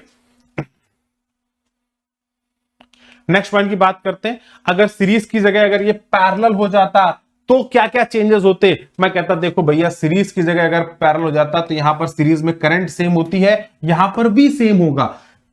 यहां पर हमने करंट को इस एक्स एक्सिस पे मान के V को ऊपर की तरफ निकाला था, XL माइनस XC के करस्पॉन्डिंग। अगर मेरे भाई मेरे दोस्त ये VR था, यही तो किया था। आपने कहा लेकिन यहां पर क्या होगा? आपने कहा यहां कुछ नहीं होगा, यहां पर तीनों से जाने वाली करंट अलग अलग हो जाएगी। यहां I1 हो जाएगा, यहां I2 हो जाएगा, यहां I3 हो जाएगा। I1 की वैल्यू हो जाएगी sorry E not upon R sign omega T. I2 की वैल्यू जो L से जा रही होगी, इसको IL भी बोल सकते हैं, इसकी वैल्यू हो जाएगी E not upon XL into sine of omega T. Current जो होगा वो लैग करेगा माइनस पाई बाई 2। C की अगर बात करेंगे तो हो जाएगा E not upon XC sine of omega T plus pi by 2। जैसा सीरीज में हम टोटल EMF को जोड़ रहे थे, सीरीज में हम क्या कर रहे थे, सभी के क्रॉस टोटल ईएमएफ का समेशन ले रहे थे, यहां पर टोटल करंट का समेशन ले लेंगे। कुछ अंतर नहीं है, सब कुछ एक ही जैसा है। यहां पर करंट नेट निकाला जाएगा, यहां पर ईएमएफ नेट निकाला गया था। यहां के करंट को कंपैरिजन करेंगे, यहां पर अगर मेरे से पूछा जाएगा व्हाट इज आई नेट, तो आप उसके करस्पॉन्डिंग नेट आई को निकाल सकते हैं। लेकिन यस, ये बात बिल्कुल सही है कि इसका उपयोग काफी कम होता है, इसका उपयोग काफी ज्यादा होता है। तो ज्यादा फोकस इस पे करिएगा। लास्ट मोमेंट अगर आप पढ़ रहे हैं तो उस पर फोकस करने की ज्यादा जरूरत नहीं है, क्योंकि आपको पता है कि भैया देखो ई को हमने इधर ले लिया। मैं समझा जल्दी से देता हूं एक बार। तो आपने ई को इधर ले लिया, तो एक तो करंट इसके साथ हो गई, that is called as I R, और यहां पर क्या हो गए, ऊपर की तरफ आईसी है और नीचे की तरफ आईएल है, लैग कर रही है। तो आप अगर यहां पे बोलेंगे नेट करंट कितना हो जाएगा, मतलब करंट की मैक्सिमम वैल्यू कितनी होगी, तो आप बोल सकते हैं आई नॉट जो हो जाएगा। यहां पर आप देखेंगे तो ये हो गया ई नॉट अपॉन एक्सी, और ये अगर एक्सएल है तो मान लीजिए आईसी अगर ज्यादा है, assuming that IC is greater than IL, ऐसा मैं मान रहा हूं, तो ऊपर की तरफ इन दोनों का जो रिजल्टेंट होगा वो ऊपर की तरफ हो जाएगा E not by XC minus E not upon XL, और यहां आर हो जाएगा। तो अगर मैं आई नॉट की बात करूंगा, it is simply equal to E not upon XC minus E not upon XL का whole square plus E not upon R का होल स्क्वायर। तो यहां से अगर आप देखेंगे तो ई नॉट कॉमन हो जाएगा, और इस सर्किट की बात करेंगे तो E not is equals to I not, और इसका मल्टीप्लीकेशन ना होके यहां पर डिवीजन में चला जाएगा, अंडर रूट के अंदर 1 upon XC minus 1 upon XL का whole square plus 1 upon R का होल स्क्वायर। ये चीजें ज्यादा उपयोग में नहीं आती हैं, कम आती हैं, लेकिन मैथोडोलॉजी प्यारे बच्चों बिल्कुल वही है, कोई अंतर नहीं है। बस यहां पर सारी वैल्यू 1 अपॉन में चली जाएंगी, तो वो थोड़ा सा क्या होता है, बच्चों को कॉम्प्लिकेटेड लगने लग जाता है। एक्चुअली डिफरेंस कुछ खास नहीं होता है। ठीक है, ये सारी की सारी वैल्यूज आपके सामने लिखी हुई हैं। इसको कई लोग एसएल ससेप्टिबिलिटी के नाम से भी डिफाइन कर देते हैं, लेकिन ये अभी तक उपयोग में नहीं आया हुआ टर्म है, बहुत ज्यादा उपयोग में किसी ने नहीं लिया है, या किसी भी क्वेश्चंस के अंदर पूछा नहीं गया, तो बहुत ज्यादा परेशान होने की जरूरत नहीं है। एडमिटेंस का नाम दे देते हैं, ये कुछ नए नाम हैं जो जनरली अभी तक नहीं पूछे जाते हैं, तो ना अगर नहीं भी अगर पढ़े आपने तो छोड़ सकते हैं। ये पैरेलल सर्किट के करस्पॉन्डिंग आते हैं, मतलब 1 अपॉन वैल्यूज को दूसरे नाम दे दिए गए। जैसे यहां पर एक्सएल को वीएल दे दिया गया, सॉरी एक्सएल को 1 अपॉन ओमेगा एल को एक्सएल का नाम दे दिया गया, वैसे 1 अपॉन ओमेगा 1 अपॉन एक्सएल को हम लोग यहाँ पर जी एस एल और एस सी के टर्म्स में डिफाइन कर देते हैं, मतलब 1 upon R square simply defined as G square. इस तरीके से हम इसको डिफाइन कर देते हैं मेरे प्यारे बच्चों। ठीक है, नेक्स्ट क्वेश्चन पे बात करें, सीरीज में बात करें, अगर एक्सएल ग्रेटर देन एक्सी होगा तो वी लीड करेगा आई के साथ, पाई की वैल्यू पॉजिटिव होगी, सर्किट का नेचर इंडक्टिव होगा। अगर यहां पर एसएल और एससी की बात करते हैं, मतलब 1 अपॉन एक्सएल और 1 अपॉन एक्सी की बात कर रहे हैं बेसिक, जहां पर आप एसएल देख रहे हैं इसका मतलब है 1 अपॉन एक्सएल, जहां पर एससी देख रहे हैं इसका मतलब 1 अपॉन एक्सी, और इसके अलावा इसका कोई मतलब नहीं है। कोई बहुत ज्यादा पैनिक मत होइएगा कि अरे और नई नई चीजें पता नहीं क्या देख लिया, कुछ नया नहीं देख लिया। अब बार बार सोचो ना, इतना बड़ा लिखना मुश्किल हो रहा था, सोचो मैंने इतना बड़ा लिख दिया, आपको भी लगा कि पता नहीं क्या लिख दिया सर ने, लगता है ना। तो इसी की जगह 1 अपॉन एक्सी को एचसी माइनस एसएक्स का स्क्वायर करके लिख दिया, तो आपको वो चीज अच्छी लगने लग जाती है, मतलब it is just a representation, nothing more than that. ठीक है, तो इसको बहुत ज्यादा पैनिक ना होइए। ये तो खैर सीरीज का सर्किट हो जाएगा। Find out the impedance of given circuit, ये आप निकाल सकते हैं। इन सभी के ये पैरेलल का क्या होगा, ये भी, ये सारे होमवर्क करने, मतलब स्क्रीनशॉट लेते हुए चलिए भाई, आप लोग स्क्रीनशॉट लेते हुए चलो, स्क्रीनशॉट लेते हुए चलो। जो भी जिनकी प्रैक्टिस नहीं हुई वो सब स्क्रीनशॉट लेते हुए चलेंगे इनके पूरे।